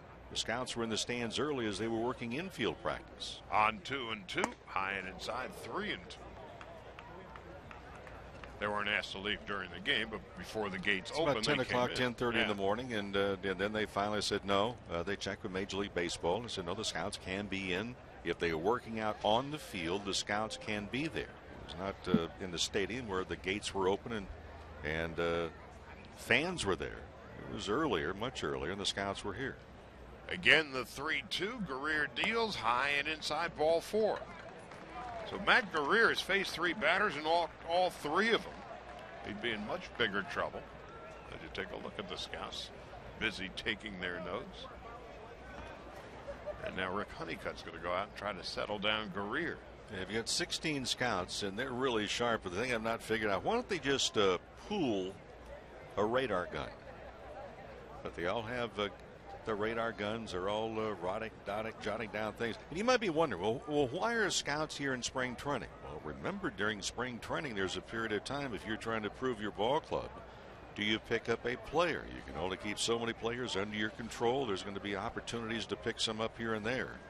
And then later on during the season, what were the early reports of scouts, and how did that develop during the season? Well, you're looking at the possibility of a late trade before opening day. You're looking for tendencies of the way hitters face given pitches. Now the teams are playing defense on given plays. Now first and second, 1 out. Wellington Castillo takes a strike. It's 0-1.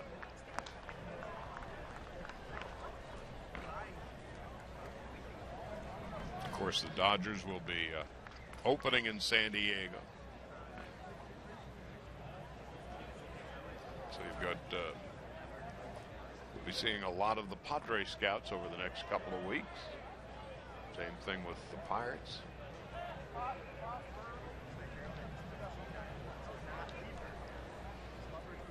No balls, 1 strike, and 1 out. Castillo bounced to short in his first at-bat.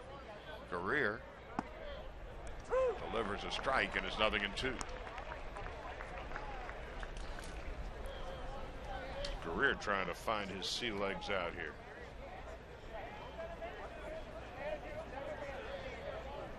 On Thursday, Guerrier pitched an inning against the Athletics. No runs, no hits, a strikeout, and a walk. Struggling here this afternoon on 0-2.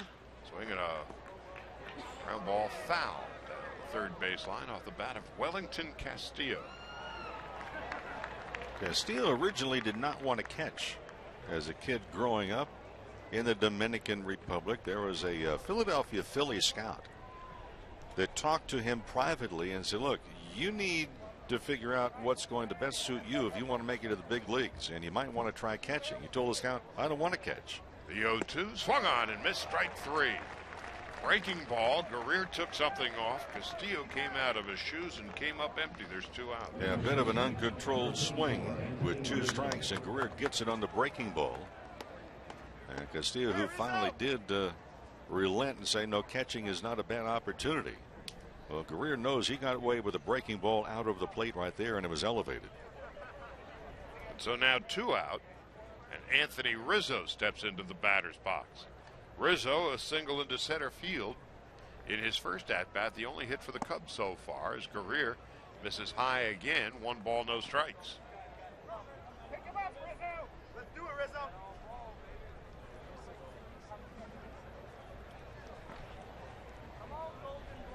Alfredo Amezaga is in the on-deck circle for the Cubs. The much-traveled Alfredo Amezaga. Say, Rizzo. Here's the 1-0, and Rizzo pops it up into short left field. Sands sprinting in. Sellers taking charge, retreating from short, makes a catch, inning is over. So Guerrier gets out of the trouble he created for himself. No runs, no hits, 3 walks, 2 left. After 3.5, it's the Dodgers 4 and the Cubs nothing.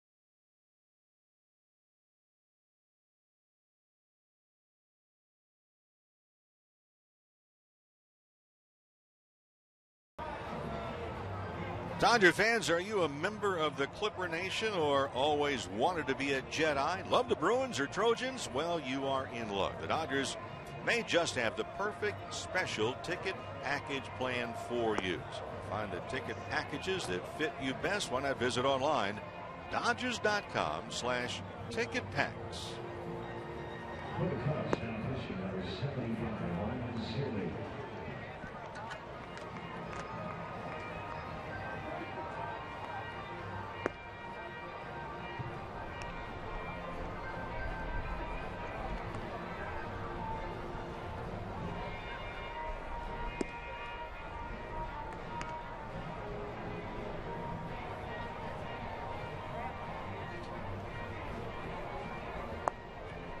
Cubs with a new pitcher. And Mo, I know exactly. Oh, do you? We have we an identification here? Well, he's part of the witness protection program because, folks, we have looked at the sheet provided, the travel squad by the Chicago Cubs, and he doesn't exist. Number 75 is not listed. When we look at the Chicago Cubs 2012 roster, he is not listed. So the number to call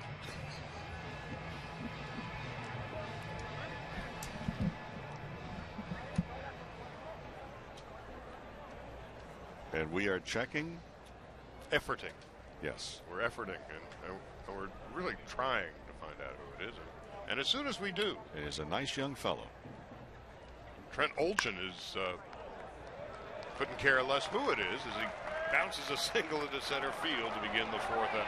And he tries to extend it to second base, and he gets there. The Marlon Byrd caught napping, and Olchen just kept running. Boy, this is a huge play. As at Olchen, as soon as he hits the ball, he wasn't going to stop at first and ask Rizzo who it was that he just got the base hit off of. But for Marlon Byrd, he went coasting and came in, picked it up rather nonchalantly. And Olchen, who's trying to make an impression and stay with his ball club.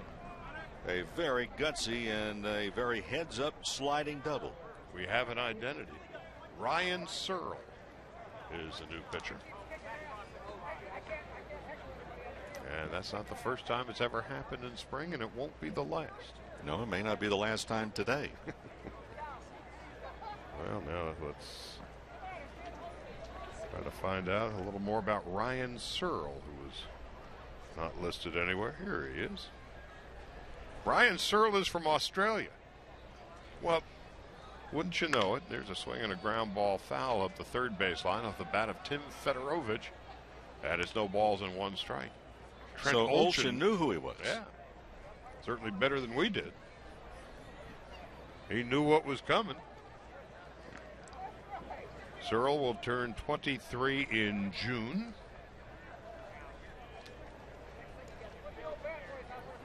Born in Brisbane and lives in Queensland, Australia. Fedorovich struck out in his first at-bat. A ball and a strike. There's Ryan Searle. 6 feet and 235 pounds. Here comes the 1-1. High and inside. 2 balls and a strike.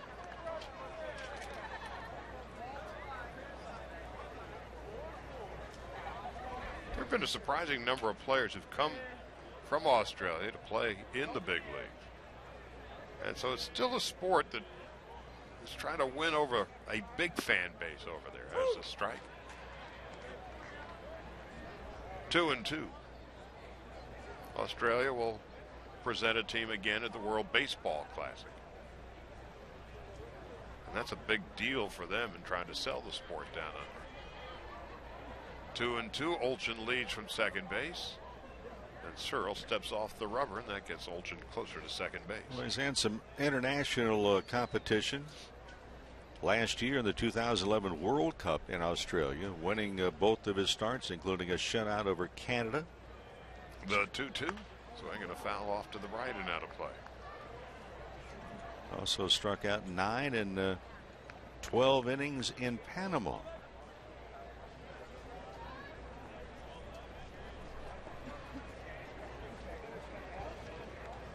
On 2-2, Dodgers with a 4-0 lead. We're in the bottom half of the fourth, scoring all 4 in the second off Matt Garza. Searle deals, and a blooper into short center field, and it's going to be caught by Marlon Byrd for the first out of the fourth inning. I think Marlon Byrd will also attempt now to make up for his somewhat lackadaisical play on that ground ball hit up the middle by Olchen. It should have been a single, and it turned into a hustling double. As I go back to what I heard Dale Swaim say in Chicago during the offseason, that he was going to have none of that. Just watching Marlon Byrd, and we know him really well, he's angry at himself in center field, and should be. Now with 1 out, Olchen at second.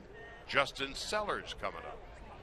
And Ryan Searle set at the belt deal. Sellers takes a breaking ball outside. 1 ball, no strikes.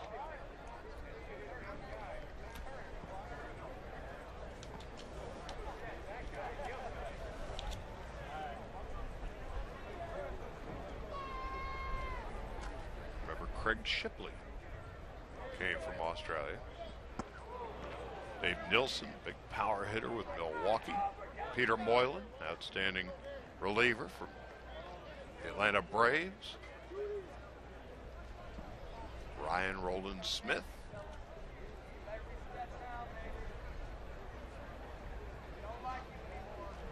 And of course, Trent Olchen. Now the 2-0. Inside, 3 balls and no strikes. By the way, I really liked the way you gave me that lights on, nobody home look when you saw out there and we could not find him anywhere. And now with via the computer, a veritable plethora of information about Australians. Oh, no, that's off the top of my head.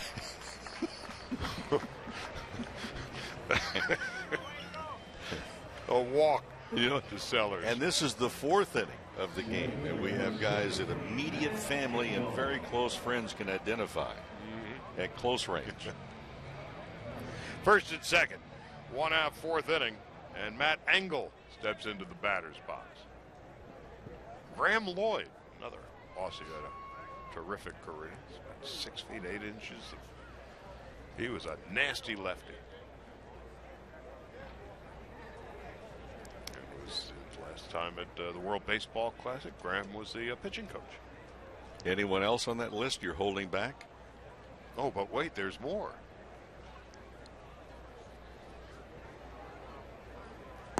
Ball upstairs and outside. 1 ball, no strikes. Your favorite team, the Cleveland Spiders. Spiders. They had a guy.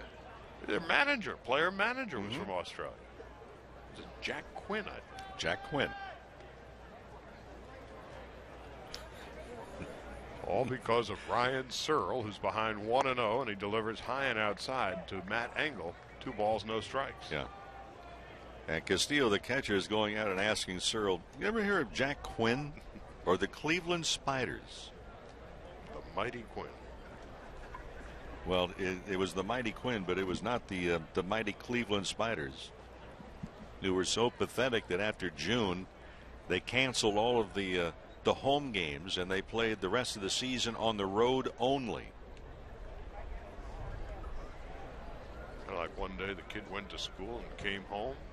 The parents were gone. The door was locked, and they had nowhere to go.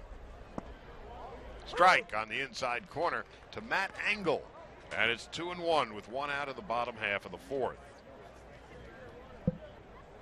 Ryan Searle is the 4th Cub pitcher of the day. Sonnenstein went an inning, struck out 1 and gave up a hit and no runs. Ground ball, left side, off the glove of a diving Starlin into left field.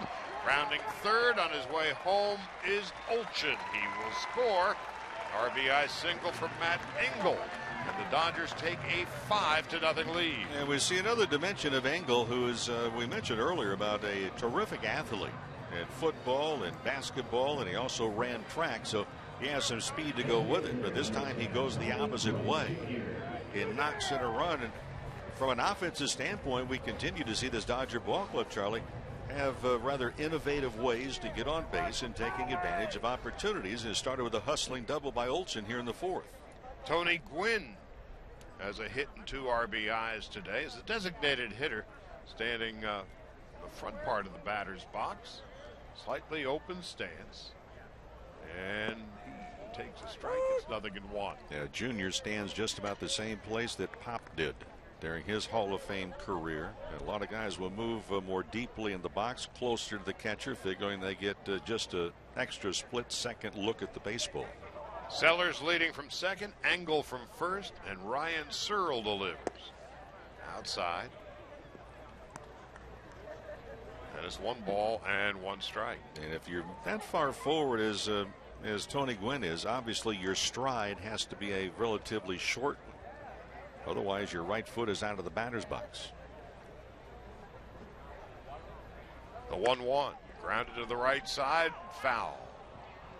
It got past Rizzo, the first baseman. And had that been a fair ball, it was only fouled by inches. A couple of more runs would have scored. Fan in the front row down the sidewalls got an easy souvenir. Mark Ellis is on deck. The Dodgers with 4 in the second, 1 here in the bottom of the fourth, are leading the Cubs 5-0. Dodgers tied the first game of their day-night doubleheader yesterday with the Mariners 5-5. Nathan Eovaldi was terrific again yesterday. Now Searle on 2-1. Ground ball to second base. Parker to Castro to Rizzo. A 4-6-3 double play ends the fourth inning. But the Dodgers score a run on 2 hits and leave 2. We'll go to the fifth with the Dodgers shutting out the Cubs 5-0. What do you get when you combine the Home Depot with this weekend? The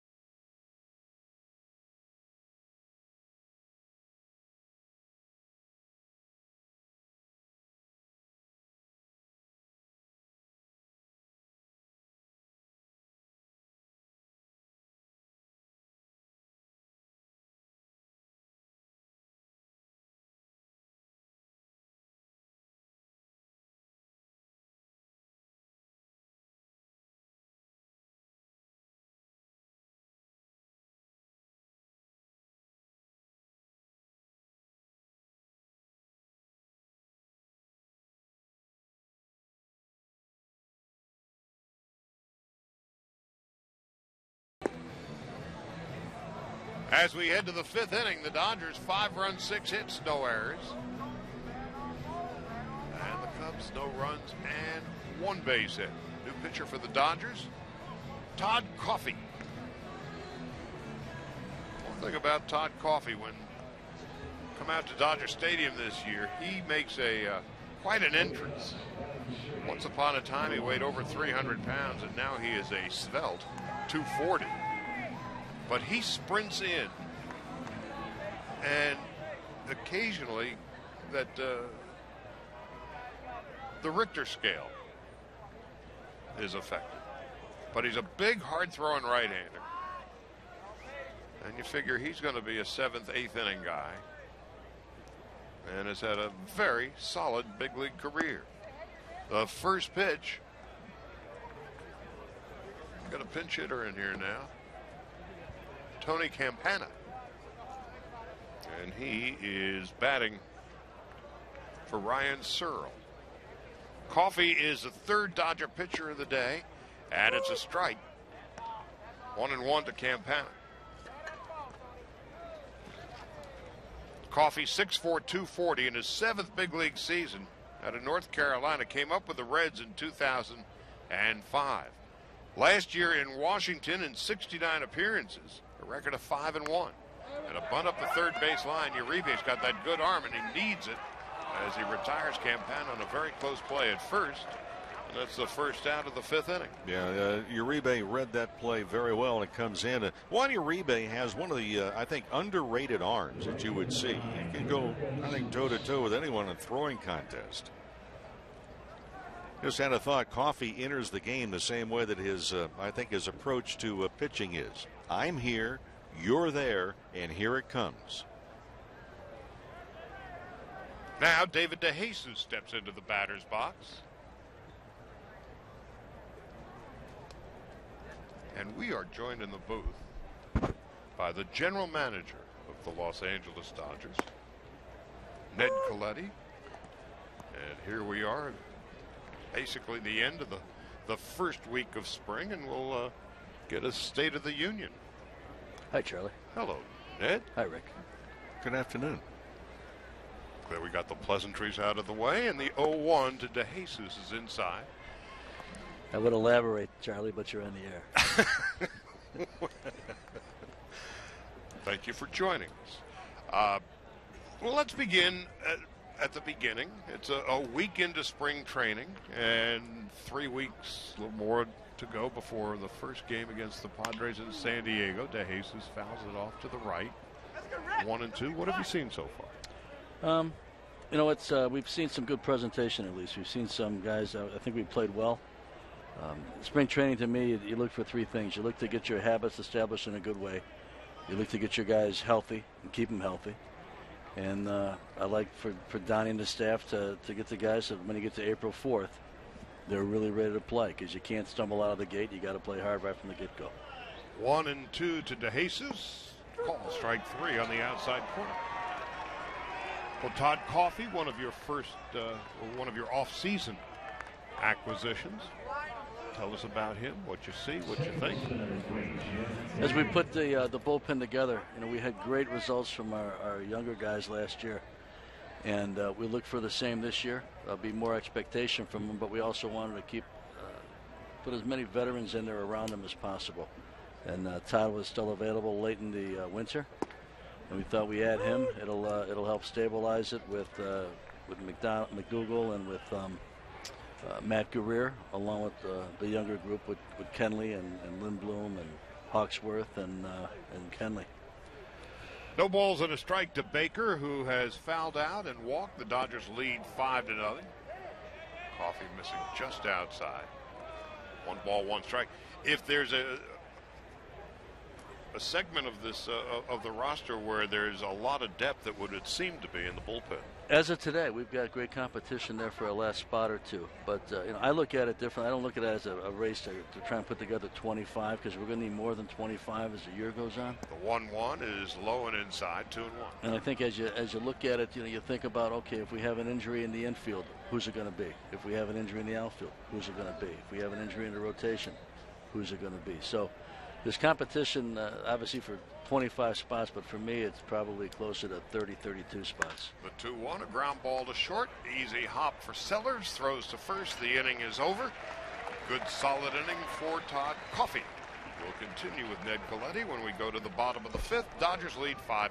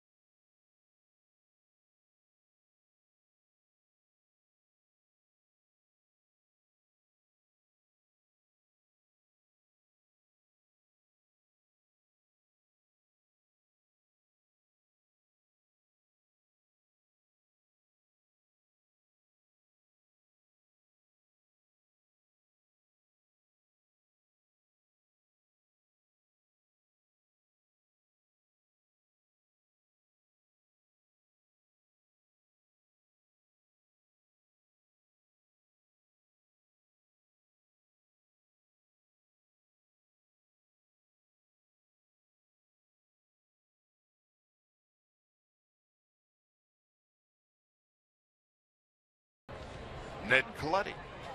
And Donnie begins his second year. Yes, he does. Doing well.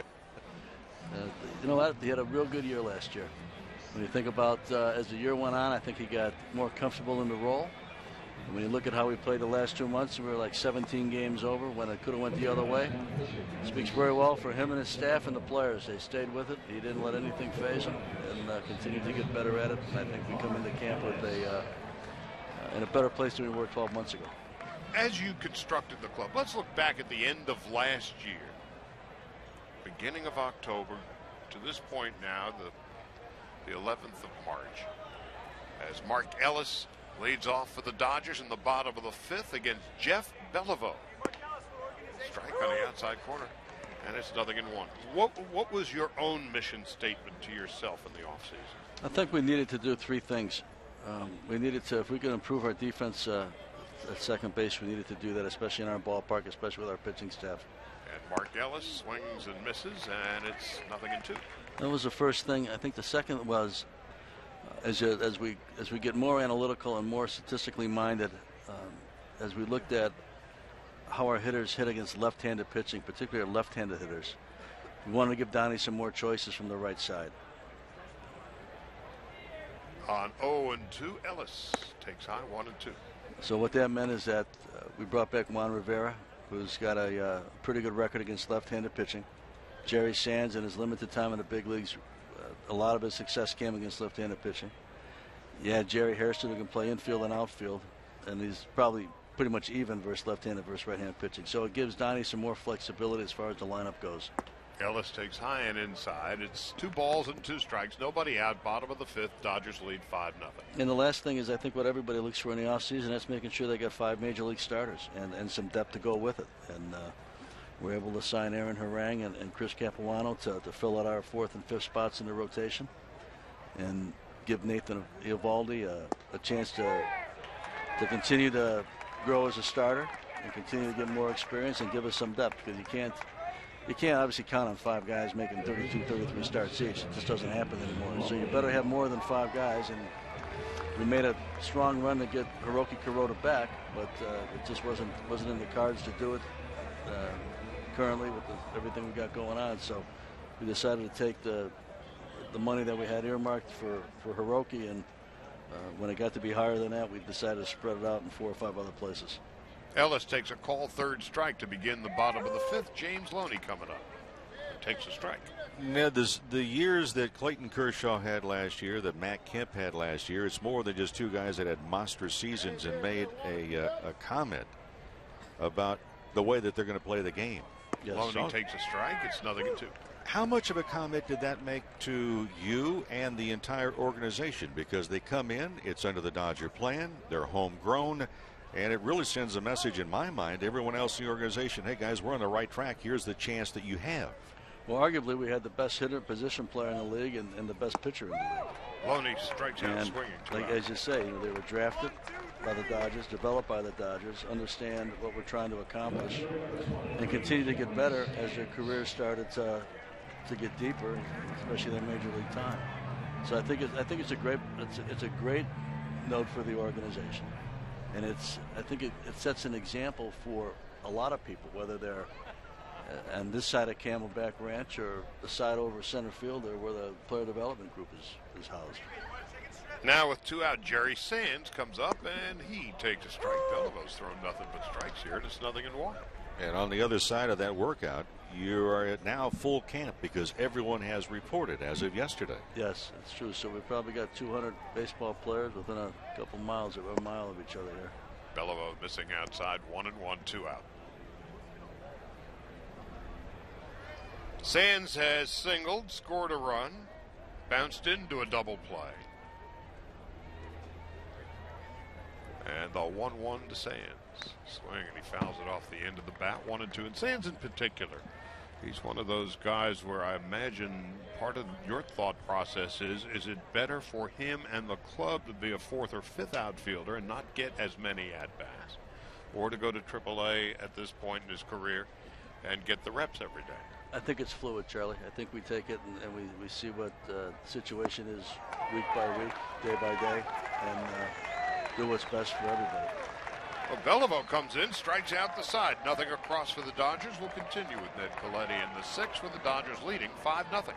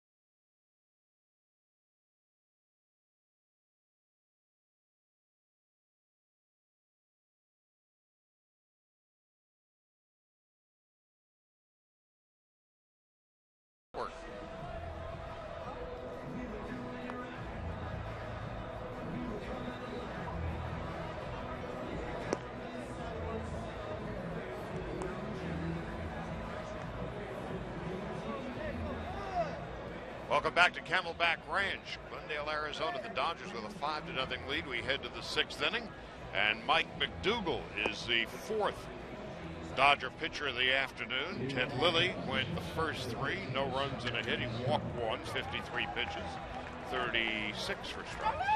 Matt Guerrier had some problems with his control, was able to escape without giving up a run in the 4th. Todd Coffey retired the Cubs in order in the 5th.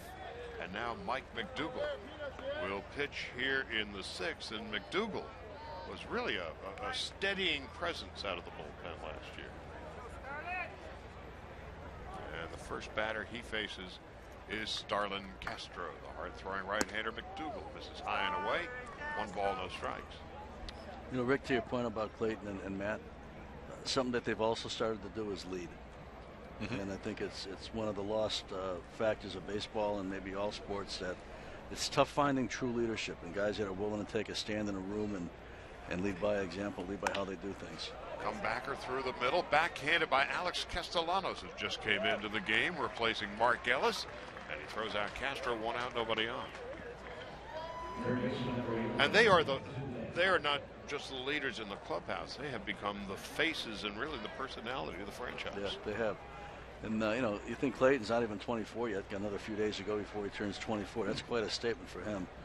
And Matt, same thing, you know, he's a young guy, and his desire to be great and to help a team win a championship is really one of the priorities that he comes to the park with every day. One-time Dodger Blake DeWitt takes a ball inside and low, 1 ball, no strikes. He's bounced to first and has walked today. Dodgers 5 runs, 6 hits. The Cubs no runs and 1 hit. McDougall delivers a strike, and it's 1-1. Andre Ethier not playing today or yesterday. A little back issue, but not terribly serious. Doesn't seem to be anything major. Goes through it every once in a while. You know, off to a great start and really swinging the bat well. So, you know, no sense in this time of the calendar to push something or make something worse than it is. We'll just take it daily here, and by the time we get to the 5th of April, hope he's in one piece and ready to roll. And that's really, at this point in the spring, is just getting out of here healthy and in one piece. Yeah, I mean, a guy like Andre, you know, he needs X number of at-bats, no question, in the month of March, but he's certainly not trying to make the team. He's one of the main guys on the team. So it's really getting your work in and taking the pace that you're comfortable with, and trying to stay away from any prolonged nagging injury, or more than a prolonged nagging injury. McDougal to DeWitt. He fouls it back and out of play. Let's go around the field and just get your thumbnail assessments of. Let's begin at first base. James Loney. James had 2 seasons last year. The first half was kind of a mystery. Second half, he came back to being more indicative of what you expect out of him. We're not looking for 20, 25 home runs. We're looking for run production. If it's 90 RBIs and 10, 12 home runs and a nice average and good defense, we'll take it. DeWitt with a base hit through the middle. As McDougal had to get out of the way of that incoming.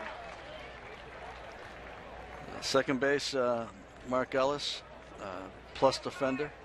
Somebody who knows how to play the game. We're looking for defense out of him. Any offense will be a plus, but with our pitching and in our ballpark and in our division, you have to put a premium on playing good defense. And we think we're pretty solid, whether it's behind the plate, shortstop with D. Gordon, who's come a long way, Mark Ellis, and of course Matt Kemp, who won a Gold Glove last year. We've got some versatility within our infield, but we've also got some strength and defense right up the middle of it. McDougal a throw to first base. DeWitt back standing up. Marlon Byrd in the batter's box. 0 for 1 and a walk. D. Gordon. This is going to be his first full season in the major leagues. Your impressions of what you saw last year and what you're hoping for and to some degree expecting this year. Last year we rushed him up a little bit because Raffy got hurt, and he probably wasn't ready at that point in time, but we thought we'd give it a try, and he struggled some. His quickness is such that he was almost too fast to play the position and too quick. So he went back down, settled in. We slowed the game down for him a little bit. He learned how to slow it down. He's not gonna get walked much. They're gonna make him get on base via hit. Uribe at third. Nice play. Throws to first. He had no play at second base, so DeWitt is there safely. Bird is retired. There's 2 out. It'll bring up Reed Johnson. I'm excited for him. When you have him at the top of your lineup and he can get on base, it's going to cause a whole different approach to everybody hitting right behind him. Great kid, great desire to be a very good player, not a great player, and willing to do what it takes to get there. Third base with Juan. I went down to the Dominican Republic this past fall specifically to spend some time with him. He knows what our expectation is. Last year was a rugged year for him, both physically and on the field, and we need more from him. I think that when you think about an expectation for all our guys, not just Juan, but if you sat down today and you wrote down what you could reasonably expect, not superstar years, just what guys have typically been able to produce in their careers, I think we'll have a good chance if we get that kind of production. But Juan is one of the key guys for it. We don't need 25 home runs and 100 RBIs. We need 15 to 17 and 60, 65 RBIs and good defense. But that wasn't the case last year. And let's go to left field. Left field, we're going to see who plays on a day-to-day basis. Tony Gwynn's going to get a lot of time out there. Juan Rivera's going to get a lot of time out there. Again, to my point about giving Donnie some choices versus the left-handed pitching or the right-handed pitching. Jerry Sands, another guy that's going to see some time out there. So that's going to be a position that we're going to probably mix and match depending on what side the starting pitcher's throwing from and how our guys are doing against certain people. It's almost a matchup position, but we do have options there. Center field, Matt, tough to do better than last year for him. I know he's got his sights set on doing better, which we love, but developed into one of the best players in the game, one of the few guys that has the package of both speed and power. You can get a lot of guys that can run. You can get a lot of guys that, well, not a lot of guys that can hit with his power, but the combination is unique. The 1-2 to Reed Johnson is swinging a ground ball to the right side. Ranging to his left is Castellanos from the outfield grass.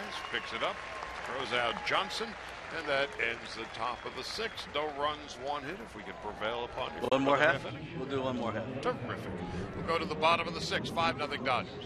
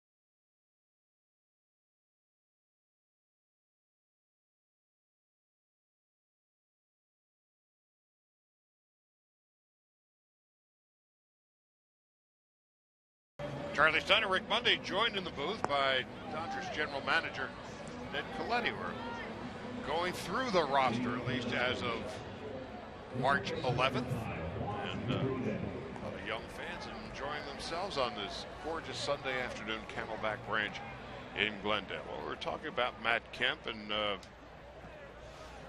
it's hard to top what he did last year. No question. This season, definitely big time. Big time for Matt Kemp last year, and he's developing into a great all-around player and a guy that can lead out of the room, which is a necessity to be a great team. And he's going to be here a long time. Yes, he will. And so this really has become his clubhouse, hasn't it? Yes, it can be. It's not just his. There's going to be a lot of other guys too, but I mean, it's his. He wants to win, and he wants to win a championship, and so I think that he'll keep some things in order down there from time to time that need to be, where focus may wane or where different things occur in the course of a long season, which happens in every room. Even the great Yankee teams had a guy like Derek Jeter keeping things under control.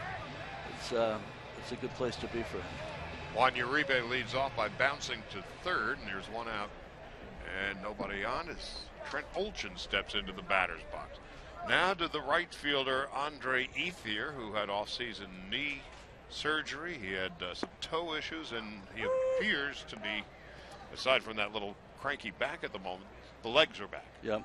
He looks more comfortable this year than he did almost any time last year after the middle of May at the plate. And obviously a big year for him in a lot of ways. And somebody that we really need. It's he hits right in the middle of the lineup.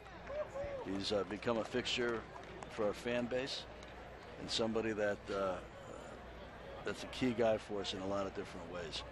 And the year he had last year, injury, he played through it for probably most of the second half and continued to play through it, and finally shut it down with a couple weeks to play because it got to the point where it wasn't doing him any good to continue to work at it the way it was hurting him. 1 ball, 2 strikes to Olchin, and Trent fouls it back to the screen. Now let's go behind the plate.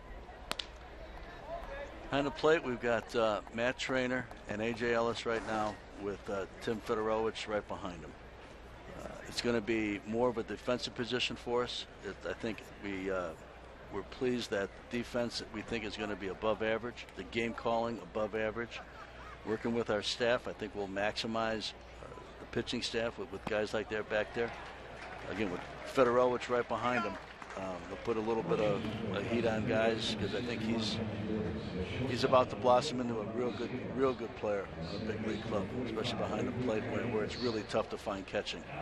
So we've gone from a spot there where I think we were really had the potential to be really lean to having a chance to have a couple choices there. 2 out, nobody on as Jeff Beliveau has struck out 4 of the first 5 batters he's faced. Well, the other thing that's interesting in Fedorowicz doing the catching today as he steps in is a guy who still looks like he's trying to get his legs underneath him as far as making a statement and kind of feeling comfortable. He came here 6 weeks early and was telling people that he wanted to make it one of our toughest choices, whether or not to keep him on the big league club or not. He's still finding his way. I mean, he played at Double-A last year, and we brought him to Triple-A for a short period of time. Get your glove, Charlie? For a short period of time. But again, his experience is really capped off at the Double-A level with a touch of Triple-A time and a couple weeks in the big leagues just to get him a little bit more acclimated to it. So I'm not here to tell you that he's going to come in take the thing by storm and be an all-star catcher in the big leagues that comes July, but he's somebody that's got a chance to move through this organization and help us behind the plate. He fouls it off to the right and out of play. No balls, 2 strikes, 2 outs, bottom of the 6th, and the Dodgers are shutting out the Cubs 5-0. And a lot of people don't realize that when A.J. Ellis has had the limited time to come to home plate and settle in to get some at-bats, he's made reasonably good contact. Yes. I think we're going to be fine back there. Again, we don't have a catcher that's going to hit 25 home runs and drive in 100. But for me, it's a defensive position anyway. If you don't have that back there, if you don't block balls and you stab and you run it back to the screen and you can't throw guys out and it's you and the pitcher and neither one really knows what to do in a certain situation, that costs you. It costs you not it doesn't look like it costs you a lot of times, but it's got a huge effect on your team. The 1-2 to Fedorovich inside low 2-2. It's a very overrated spot because everybody knows you need good catching, but if you're not wary of it, it's a very underrated spot too. Because if you don't have it, you know you don't have it. Well, we all know about Clayton Kershaw, so we can move on to beyond Clayton. The other 4 in your rotation. Well, we need Chad to come back too. You know, we've talked about Uribe. We've talked about James having 2 different seasons and Andre fighting through an injury the second half. We need Chad Billingsley too. We need him to step up and realize his full potential, which I think is more than he did last year. And we've had conversation with him throughout last season and through the winter to get him in a better place. He needs to complement Kershaw. And after that, we've got 3 veterans in Ted Lilly and Chris Capuano and Aaron Harang that are innings guys, 180-plus innings, competitive, can keep you in enough games to win a bunch. And that's the rotation right now. Eovaldi, again, pitched well the second half. Dabbled in the big leagues here and there, made a handful of starts, pitched out of the pen a little bit in September. But again, his development is a continuing process. And after that, it gets a little bit thinner. Hence, we had to go out and sign Harang and Capuano to really give us 5 established guys with Eovaldi in the wings. Fedorovich on 2-2. Grounds to short, and that will high throw, and Fedorovich is aboard at first. Play was too easy for Marlon Starling.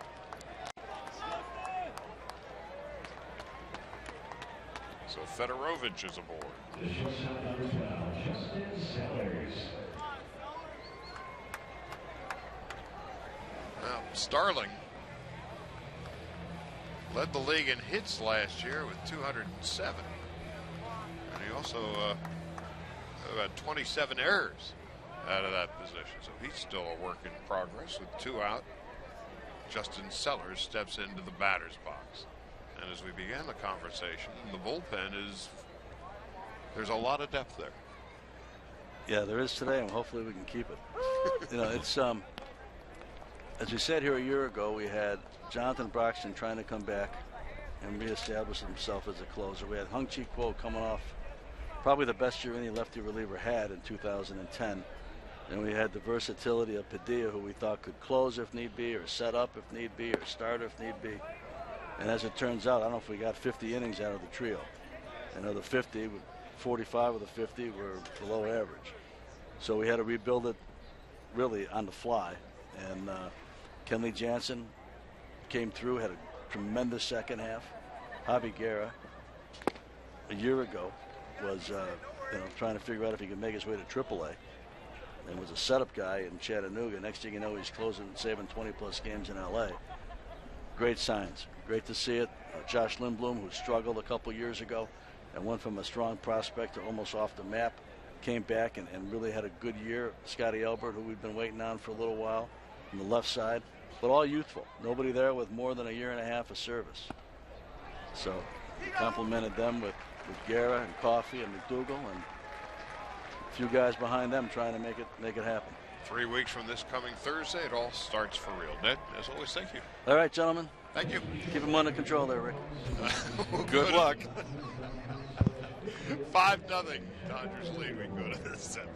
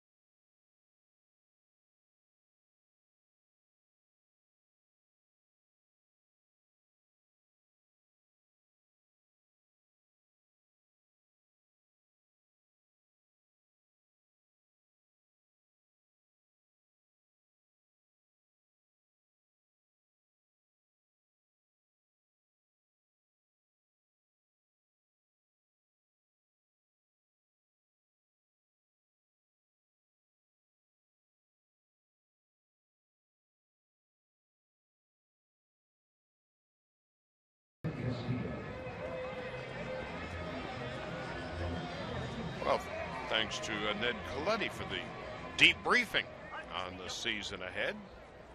And a new pitcher for the Dodgers on this beautiful day in the Valley of the Sun.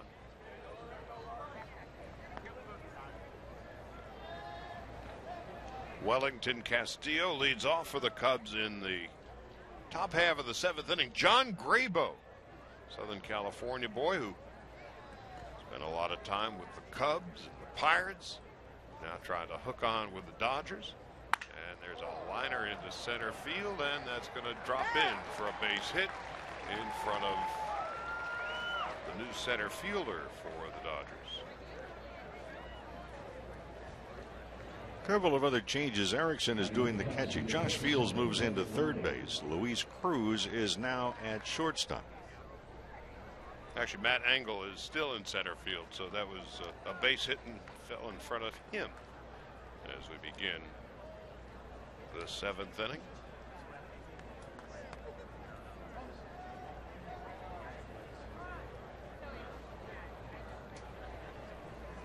Blake Lally is now the hitter for the Cubs. Anthony Rizzo's day is done. He fouls it off to the left, and it's 0-1.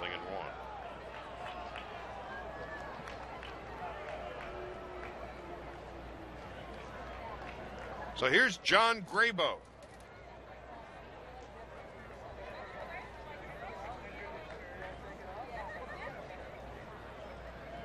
He is thrilled to come home and hoping to hook on with the team he grew up rooting for, and he delivers a strike. And it's 0-2. Graybo wears his age on his uniform. He's 33. 8 big league seasons. And there's a one-hopper fielded by Sellers.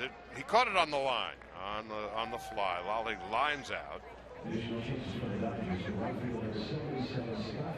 that's the first out.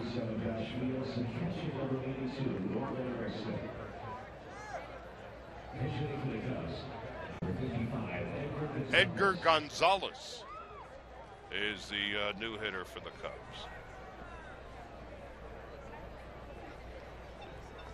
Well, neither club started with a regular opening day lineup today by any stretch.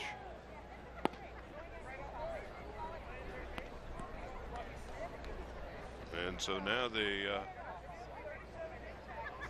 regulars are being replaced by irregulars. Graybo 6'2", 205. From Arcadia, now lives in Chandler, Arizona. Last year with the Cubs in 58 appearances, 3-1 and a 4.76 ERA. In 2008 with Pittsburgh, at an ERA of 2.84 did Graybo. 6-3 was his record. Fly ball slicing toward the right field corner, and it's a fair ball rolling to the wall.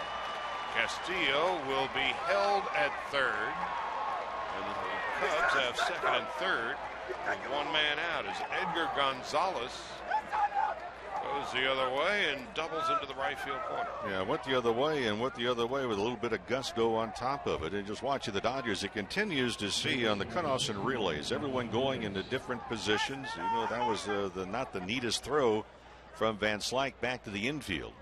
But all the pieces of the puzzle, the Dodgers, like every other ball club, coming to spring training saying they're going to be fundamentally sound. Well, they have arrived here and they have worked on fundamentals. Scott Van Slyke in right field now, having replaced Trent Olchin. Graybo deals a swing and a miss, and it's 0-1. Steve Clevenger. Oh, let me correct myself. Vitters. 61. Josh Vitters is the batter now. His first at bat of the day.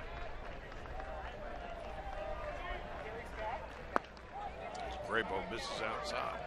Graybo had the arm surgery in 2000. The next year he came on, and all of a sudden, and this is where you want to put your feet down and hold on. He developed the thing. And the thing in the pitcher's speak is wild.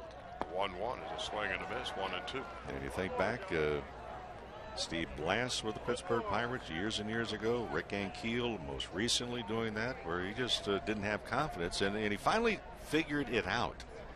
And it was the fact that he had not let go of the thought of he had had surgery. And he finally embraced the fact that doctors told him, no, you're okay. He was just tentative up until that point. He was pushing the ball and trying to guide it and trying to make sure he was not going to re-injure himself. And finally, he figured it out himself and got rid of the thing. Almost you would think pitching a little frightened coming off the surgery. And it's natural. Yeah. Here's a 2-2 inside and low. 3 balls, 2 strikes, 1 out, top of the 7th. And the Dodgers with a 5-0 lead. But as Ted Colletti was telling us just an inning ago about the fact, there's still some uncertainty as to who's going to make the biggest attempt here out of the bullpen. A couple of spots may be there, and it's a wonderful opportunity for Graybo. The 3-2 swung on and missed, strike 3. Well, that is an area of depth for the Dodgers, this bullpen. And especially the left-handed. Yeah.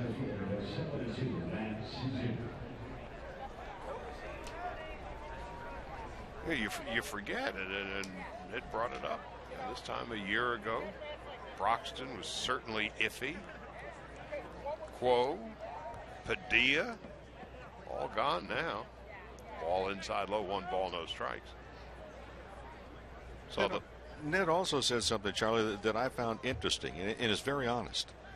When you talk about Kenley Jansen, you talk about Javi Guerra. Last year they came here, there were not expectations, but now expectation and spotlight has been focused upon them in their roles. How will they react? Well, time will tell. Now they have to live up to what they did last year. Last year they came in, and this time a year ago, who was Javi Guerra? And Kenley Jansen, wasn't he the guy who used to catch, who pitched a little bit at the end of the previous season, and then all of a sudden he really became quite a presence. So if those young fellas can continue to proceed, Jansen in the 8th, Guerra in the 9th as it stands now, it's a terrific back end of the bullpen. Inside and low, 2-1. And then again, the veteran presence in the bullpen with the McDougalls and the Coffees and the Guerriers. Elbert stepped up last year.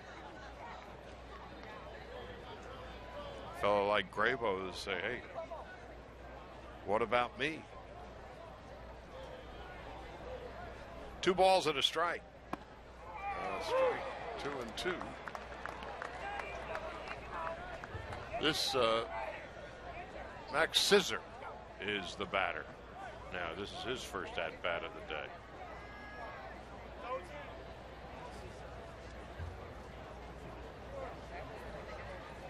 On 2-2, Graybo deals in the dirt, blocked by the Dodgers' new catcher, Griff Erickson. And Scissor, in case you're wondering the spelling, SZCZUR.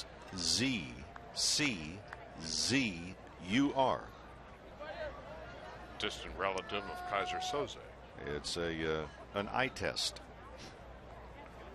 On 3-2.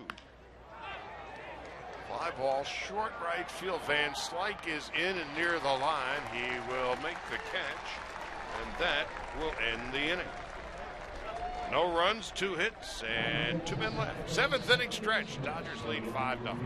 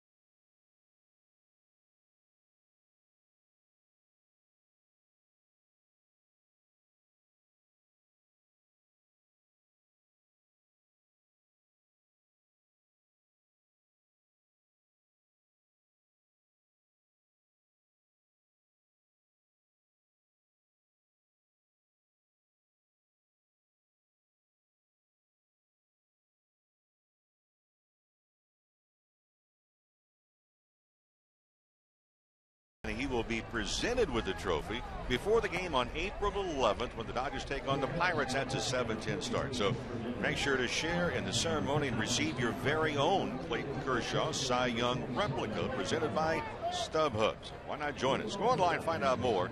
Dodgers.com/promotions. Well, the Dodgers open the season 3 weeks from this coming Thursday in San Diego, a 4-game series at Petco. And the home opener on Tuesday, April the 10th with the Pirates. That'll start at 1:10 on the 10th of April. Clayton Kershaw giveaway on the 11th against the Battling Bucks. Matt Engel is the batter for the Dodgers. And the Cubs have a new pitcher out there. Trevor Miller, left-hander who was Mr. Kentucky in high school. He has traveled around, originally signed by the Tigers, but he's been in the big league level with Detroit, Houston, Toronto. So with the Dodgers briefly in 2000. He's also been in the big leagues with the Rays, went back to the Astros, the Cardinals, went back to the Blue Jays and the Red Sox. Engel with a fly ball to routine left field, and that's the first out of the 8th inning. Bottom of the 7th. 1 out, nobody on. And upon DeJesus getting his first at-bat, Tony Gwynn leaves the day with a hit and 3 at-bats and 2 runs batted in. The Dodgers scored 4 in the 2nd and 1 in the 4th. The Cubs, no runs and 4 base hits. Lilly, Guerrier, Coffey, McDougal, and Graybo have shut out Chicago today. Miller delivers under the knees, 1 ball, no strikes.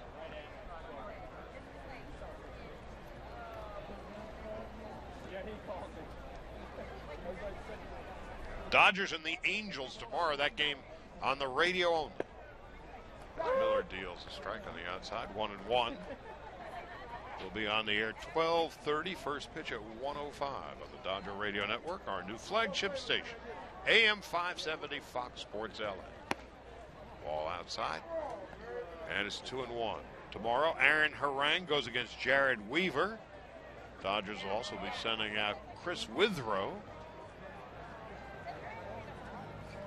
Alfredo Ledesma, Angel Guzman, and Scott Rice.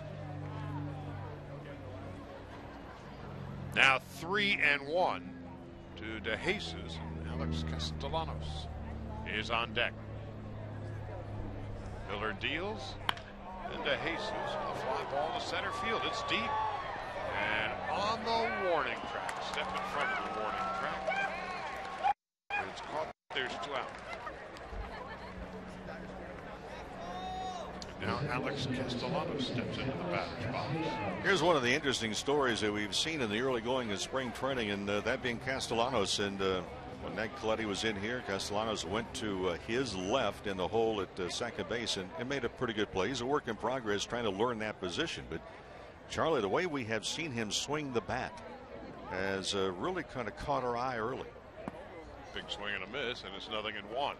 We have not seen him a lot of pitches or a lot of at bats so far. Have not seen him how he handles the breaking ball or the off-speed pitch, but they've tried to come inside a couple of fastballs, and he has hit a couple of them a long way.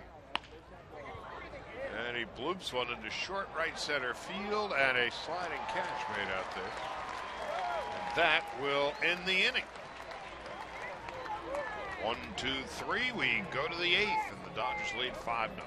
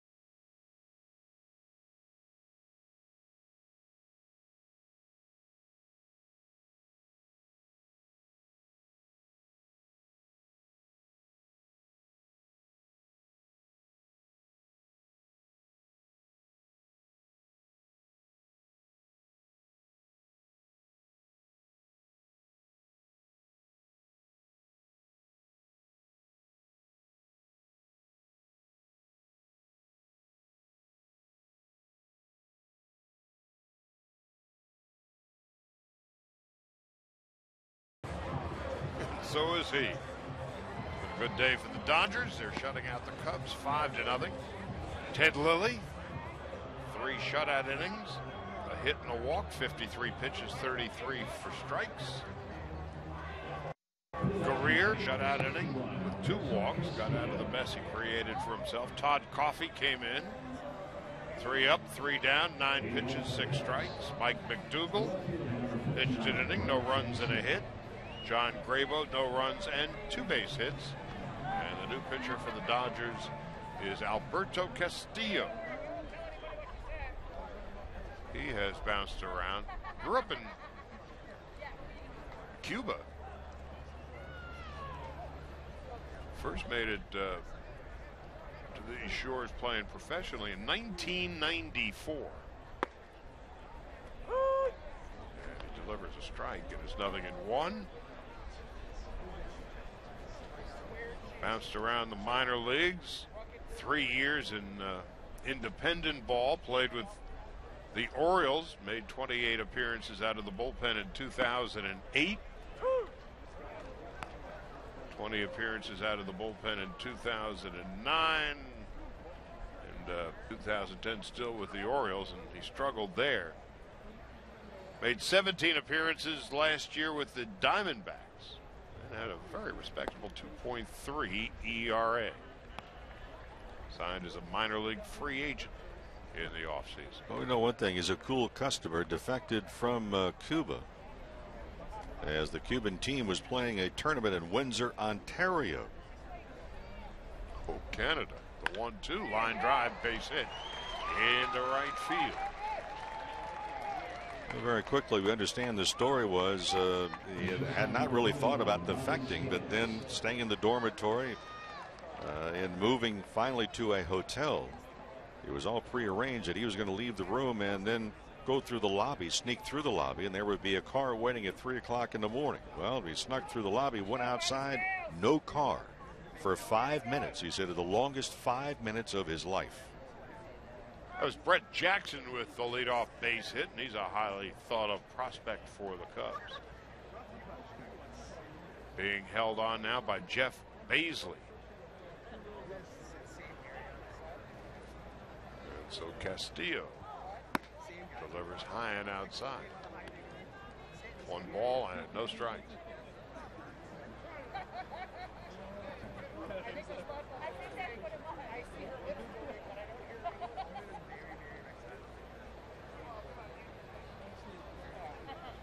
Bobby Scales is the batter. His first at-bat of the day, and he takes a strike on the outside corner.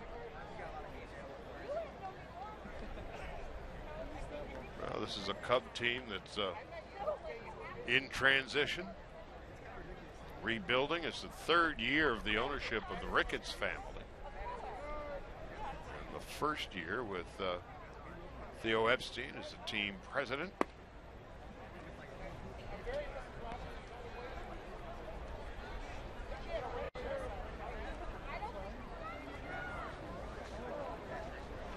Jed Hoyer is the general manager, and the new manager is Dale Swain. And the Cubs, who finished 20 games under 500. You look back on the Cubs and what a great club they were in 2008. Won 97 games that year. And the Dodgers faced them in the National League Division Series, going in as overwhelming underdogs against the Cubs. And James Loney hit that grand slam against Ryan Dempster, and the Cubs still haven't recovered from that. They went from 97 wins in 2008, and of course the Dodgers eliminated them in the postseason, to 83 wins, to 75 wins, to 71 wins last year.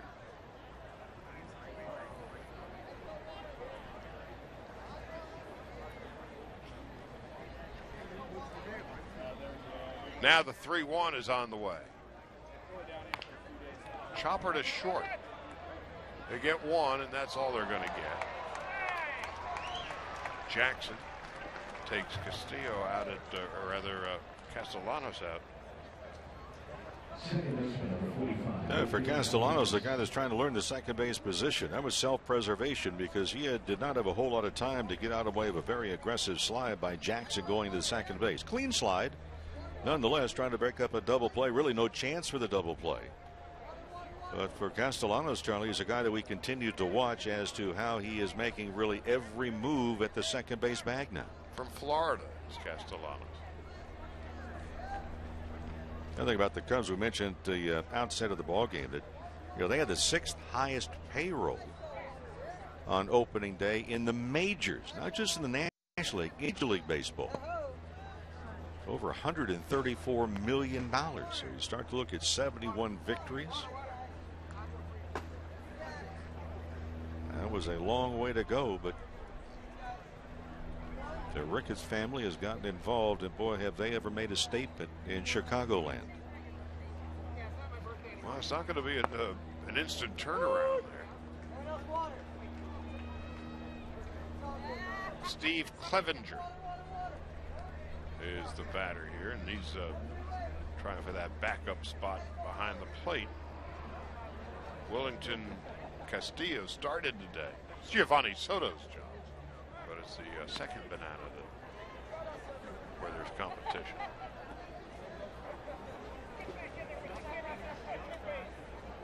But that night at Wrigley Field, when Loney hit that home run deep into right center, fly ball center field, easy play for Engel. And there's 2 out. Remember how palpable it was. It was like all the air inside the Wrigley Field balloon came out at once, and a Cub curse came raining down, and then the Dodgers would win the next night. The Cubs were totally flummoxed. By the time the Dodgers came back to clinch it at Dodger Stadium, this was a Cub team that figured, finally. But it was not to be. So they went out and got Theo Epstein, who ended the Red Sox curse in 2004. For the Cubs, it's been 103 years. Anybody can have a bad century. A great line of Jack Brickhouse. So Dale Swaim, burden is on his shoulders now. So it's the whole management team, top to bottom, brand new in Chicago. Clevenger on 1-0. Takes a strike. That's 1-1.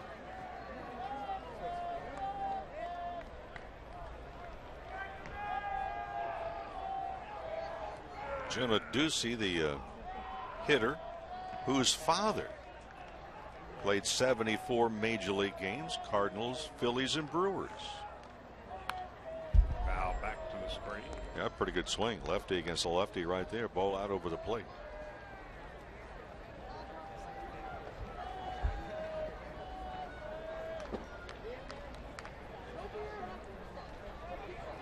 This is Ducey's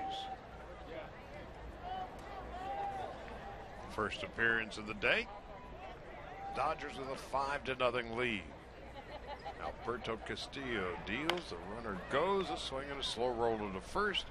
That's going to be an easy play for Jeff Baisley. That will end the inning. No runs, 1 hit, and 1 man left. We go to the bottom of the 8th. Dodgers 5 and the Cubs nothing. Thank you.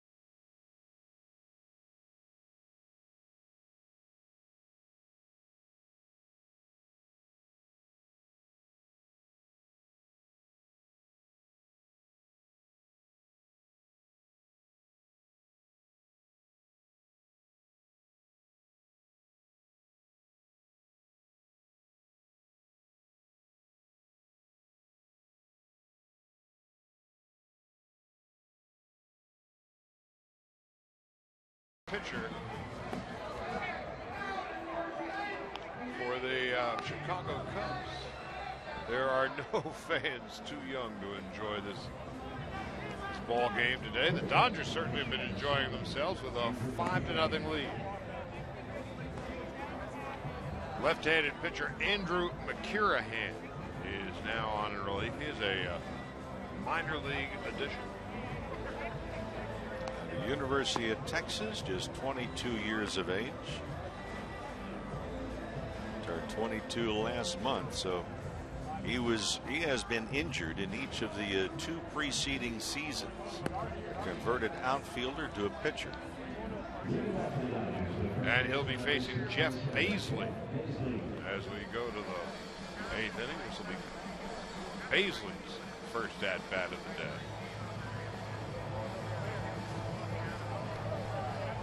James Loney began the afternoon, and he was 1 for 3.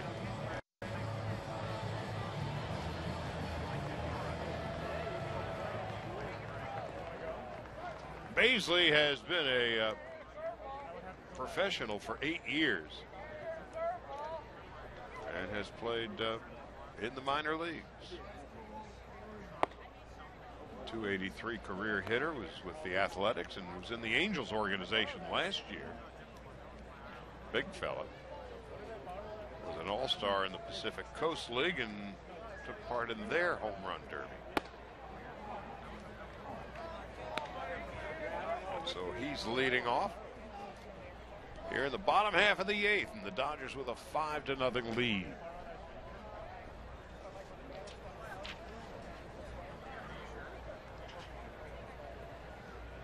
Corey Sullivan is on deck, and Baisley has just fouled it up the third base line.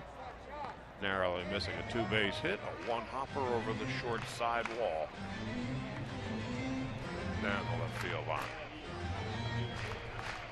So the Dodgers get to see Jared Weaver tomorrow, and the Dodgers will be sending out Aaron Harang, and we'll have that game for you on the radio at 12:30. First pitch at 1:05 on the Dodger Radio Network and our brand new flagship station, AM 570 Fox Sports, LA.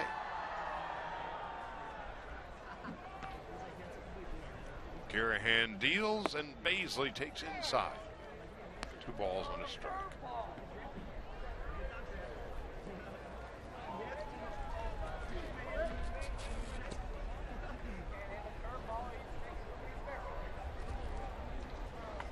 Wind is blowing in now. And a pop up to the right side of the infield. And that's the first out of the 8th inning. Sizer made the catch, and that's out number 1.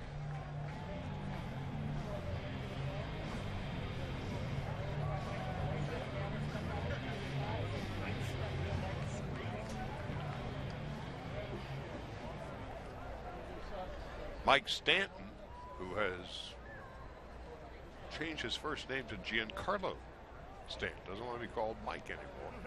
Southern California fella. Playing for the Marlins, had to come out of the game today, hit by a pitch on the left wrist. They took him to the hospital for x-rays just to be on the safe side. And about 6'4" and 230 and not an ounce of fat on him. If Mike Stanton wants to be called Giancarlo, who are we to argue? Absolutely. Absolutely. And then that plays into the factor. I mean, he gets checked out for a possibility if he's okay. That's why when you look at a roster, it is so tentative in spring training with the possibility of injuries. And Sullivan bloops a base hit into left field. Corey Sullivan last night hit a walk-off grand slam as the Dodgers beat the White Sox in a game that ended about 11:30 last night. So Sullivan is aboard with a hit.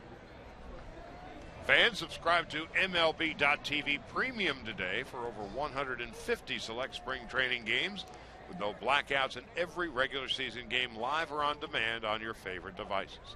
Visit Dodgers.com for details.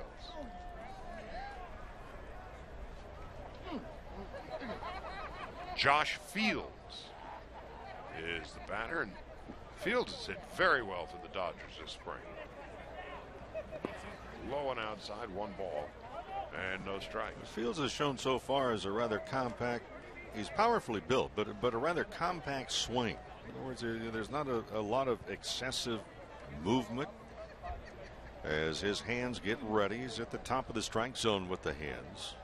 Starts a slightly open stance.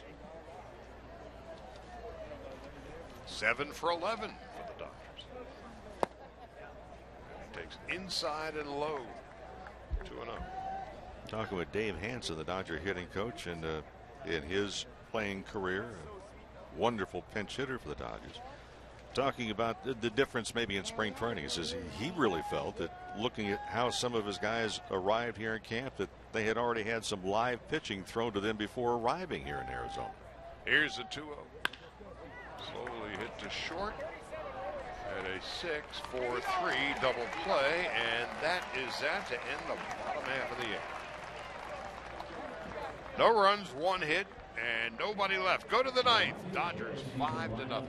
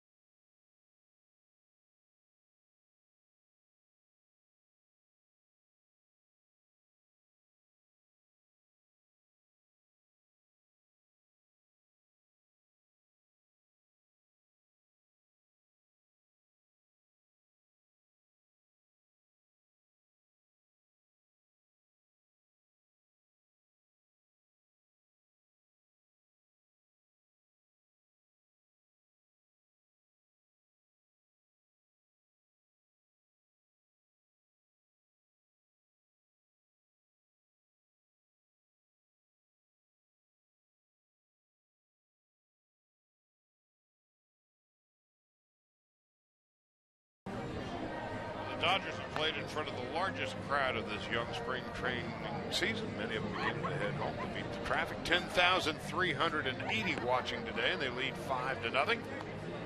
And on the radio side, we're going to pause 10 seconds for station identification. This is the Los Angeles Dodgers Radio Network.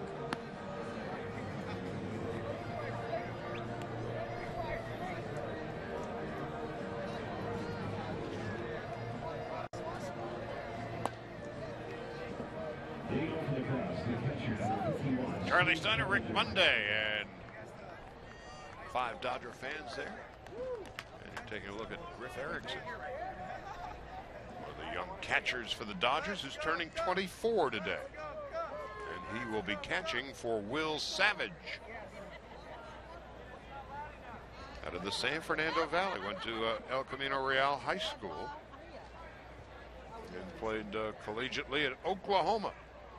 At Double-A Chattanooga last year as a starter, record of 12-6, 23 starts, 141 innings, 87 strikeouts, and 27 walks. Savage is the 7th Dodger pitcher of the day. The ball outside, 1-1.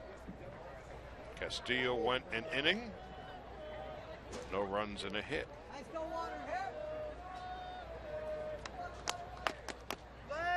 Savage deals low and inside. Steve Clevenger, the catcher, is the batter.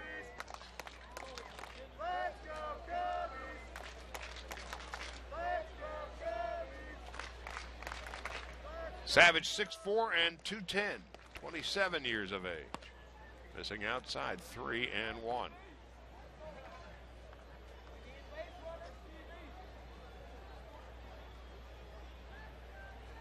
He was originally drafted by the Phillies back in 2006. And now the 3-1 to Clevenger, way outside, ball 4.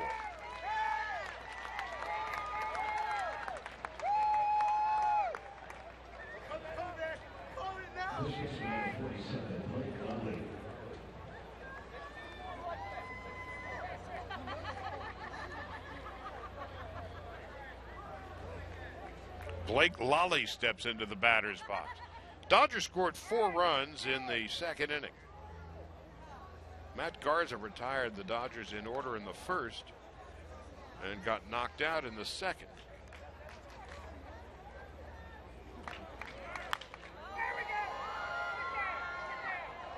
And a fly ball to left field. And it's going to be a double play because the runner was taking a nap. He rounded second, and he can just coast into the first base dugout. Well, those are the things that Dale Swaim said wouldn't happen around here. Cubs had all sorts of issues last year. Clevenger was going on the pitch. You're not paying any attention to him, but he rounded second base, and he just failed to pick up the coach. And, yep, you have to retouch the bag and just continue another 60 feet, young man. So just like that, there's 2 out in the top of the 9th, and the Dodgers are now away from their 5th spring training win.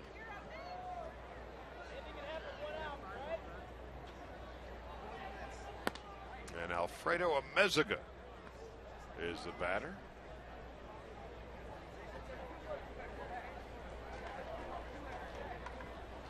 Amezaga has certainly bounced around some now, and here's the 1-0 outside. Outside corner, 1 ball, 1 strike. Came up with the Angels, gone to the Marlins. Was in Colorado for a time.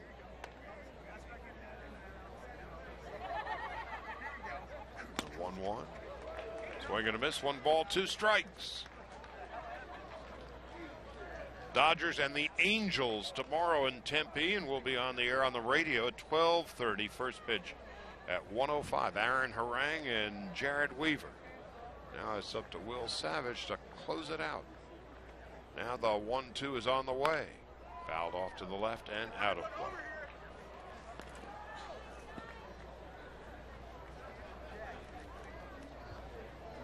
Tuesday will be on television. First pitch at 1:05. Savage on 1 and 2. High, 2 balls, 2 strikes. Chris Capuano pitches on Tuesday.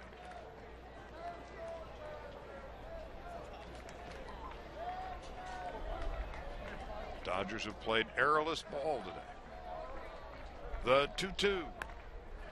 Mezigan just gets a piece of it.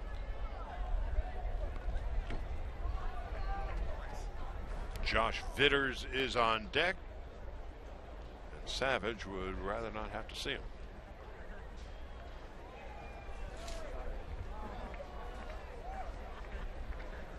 Will Savage, the 7th Dodger pitcher of the afternoon.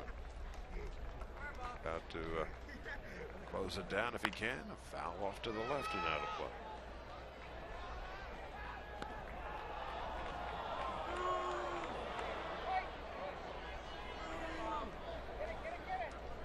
Cubs have had 1 runner reach third base.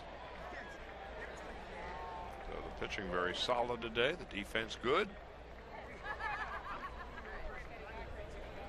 And the Dodgers did it without very many of their starters. The 2-2, just low, 3 and 2. Not a bad attempt on a 2-2 and a changeup, and tailing away. Meziga somehow stayed off of it. 3 balls, 2 strikes, 2 outs, top of the 9th.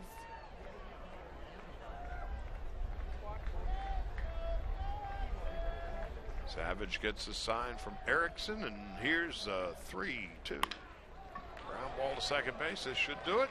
Castellanos picks it up, throws him out, and that's your ball game. Dodgers win it 5-0. We'll be back with the line, score, and totals in just a moment. Dodgers win 5-0.